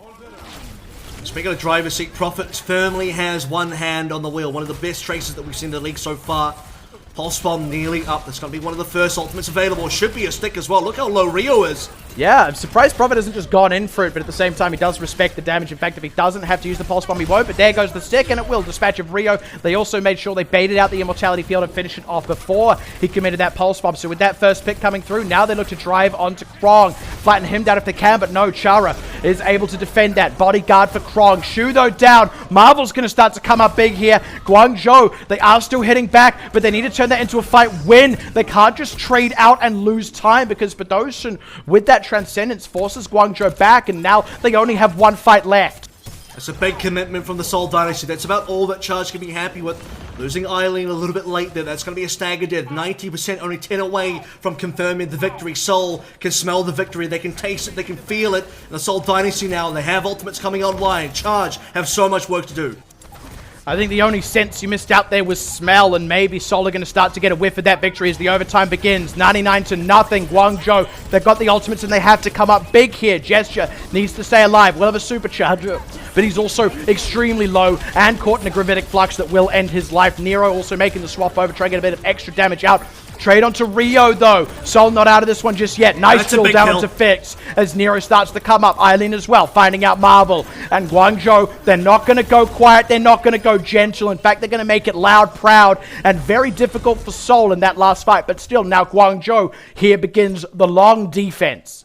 Krong, man, he's playing the bodyguard here. Seoul desperately wants to enter the nightclub, and Guangzhou is saying, look, show me your ID. Krong, front man, holding so strong, gets so many of the kills there. Seoul Dynasty to get really close. Gesture, if he stays alive a little bit longer, uses the supercharger, that could have been a different fight. Still looking at Prophet as well. Another Pulse Bomb available. This is his game. This is his map. This is his team. And that's the thing. All it takes is one good pick out of Prophet, one good fight, some kind of opening catch, even a headshot from Fitz. Pulse Bomb! That's what I'm talking about. That's the opener. That might just undo Guangzhou before it even begins. They've only got the rally to rely on. They were needing more ultimates to come up on rotation. Nobody else is dead just yet, though, and the supercharger has been dispatched off. But Chara down as well now. So they're looking like they want to make this the one. Krong in trouble. He's dropped 99%. They've got the cap through. Guangzhou, can anyone even get back to this point as the wick disappears? No! Double upset. Seoul in the main melee. They have hit their stride, my friends. The weakest team coming in. I don't think so anymore. Change that number from a 7 to a 1. Guangzhou Charge, they come in with high hopes, high expectations. From Seoul. You've really got to credit that. My goodness gracious, man. And we finally flipped the script. We finally changed up what was happening in those quarterfinals. The underdog does get the final map over the line, taking it all the way to the 5 Guangzhou Charge. And man, if they weren't sweating in their boots by that last one, then they were mistaken. Seoul utterly deserving of that win. Yeah, it's been an insane run so far in the main melee for the Seoul Dynasty, a team that many didn't even think would make it past the first round in that first quarterfinal. 3-0, now taking down the top seed 3-2. Really starts to give you flashbacks to when they actually beat Shanghai Dragons 3-2 as well. And Seoul Dynasty now, the first team from the APAC division qualified into the grand finals. The winner of NYXL and Shanghai Dragons will meet them there And I think this is the case where there are so many storylines still available. If Shanghai Dragons beat the NYXL, it's going to be that rematch again. The Shanghai Dragons desperately want to beat Seoul Dynasty, who are looking so good. And NYXL as well, are a team that you can't ever sleep on. Let's remind ourselves as well that both Shanghai Dragons and NYXL got to pick their quarterfinal opponent, and both chose to avoid Seoul, despite the fact that they were 7th seed at the time. I think they were correct, but one of them is still going to have to face them. You can't avoid this team anymore if you actually want to win the main melee. Seoul are going to make sure that you can't avoid them forever. With that, let's also take a look at the Xfinity player of the match. It's going to go to Profit, and I think that is utterly deserved, if only for the Tracer play. Look, you can question the Echo, but at the end of the day, this guy delivers when needs be. And that final pulse bomb onto Shu at the very end, the opening pick that unwound and unraveled Guangzhou in what was the critical game-winning fight for Seoul Dynasty. I think this is an absolutely deserved player of the match. Exactly. I think Prophet, at the end of the day, he's one of the most important members on the team. He's one of the most hyped up members in the entire Overwatch League. You remember moments like the Season 1 Grand Finals of the Overwatch League, where back when Prophet was still on the London Spitfire, he's the inaugural champion. He comes out of Volskaya, uses that Tracer to full effect, and he is just such a force to be reckoned with. And that is the same storyline now. You look at Seoul Dynasty as having most of that London Spitfire core from Season 1. And they're able to use these members, and now in a similar kind of, I guess, call to form here, they're able to just really come through at the exact right time, right when they need to be a really strong team. They are peaking in the later part of the tournament now, or the start of the tournament even. They looked great coming into the main melee, but now they look like one of the best teams. And I suppose that's the thing, right? Seoul Dynasty feel like a team that, you know, across their entire history, regardless of rosters and so on, it feels like they never quite delivered. It feels like they never quite lived up to the expectations. But, I mean, look, this is still only the one tournament, the May Melee, kind of in the middle of the Overwatch League season. That, you know, this isn't a season win. Let's make no mistake here, but still, if you start peaking now, if you even win the entire May Melee, and you continue that kind of form throughout the rest of Overwatch League, then maybe you do finally start to make that run for the playoffs. Look, that all happens in the future, and Seoul, they've still got work ahead of them, but they've also put in a lot of work, and it's starting to really pay dividends for them. And unfortunately, that means for the Guangzhou Charge as the #1 seed, just couldn't quite get it past the end of the day. They were the ones who were basically faced up against Seoul at match point. Again, 3 maps in, Seoul were looking at 2-1. We look at Junkertown as a return to form for the Guangzhou Charge. Unfortunately, we look at Lijiang Tower as being one of the outliers here. It just wasn't a map that was going their way. That probably should have been their victory if they just cleaned up a few minor mistakes. Temple of Anubis, though, that was all Seoul Dynasty. Guangzhou looked completely lost there. Seoul completely handled that map with grace. And it was a big factor as to why we got to that map 5, and eventually Prophet put the carry pants on. Flitter might not be on Seoul anymore, but maybe Prophet can do the deadlift as well. Yeah, the deadlift spirit lives on, as it were, but that was an absolutely breathtaking series, and that's what, been 3 full 5-map series in a row? Well, that's going to be us done for now. We now hand you over to what will be the graveyard shift, and maybe they're going to have another full 5 before they can hit their bedtimes at any rate. This has been a banger of a match, so I'll punch their ticket to the grand finals. Who's going to meet them there? That all comes up in the next match coming up right after this break.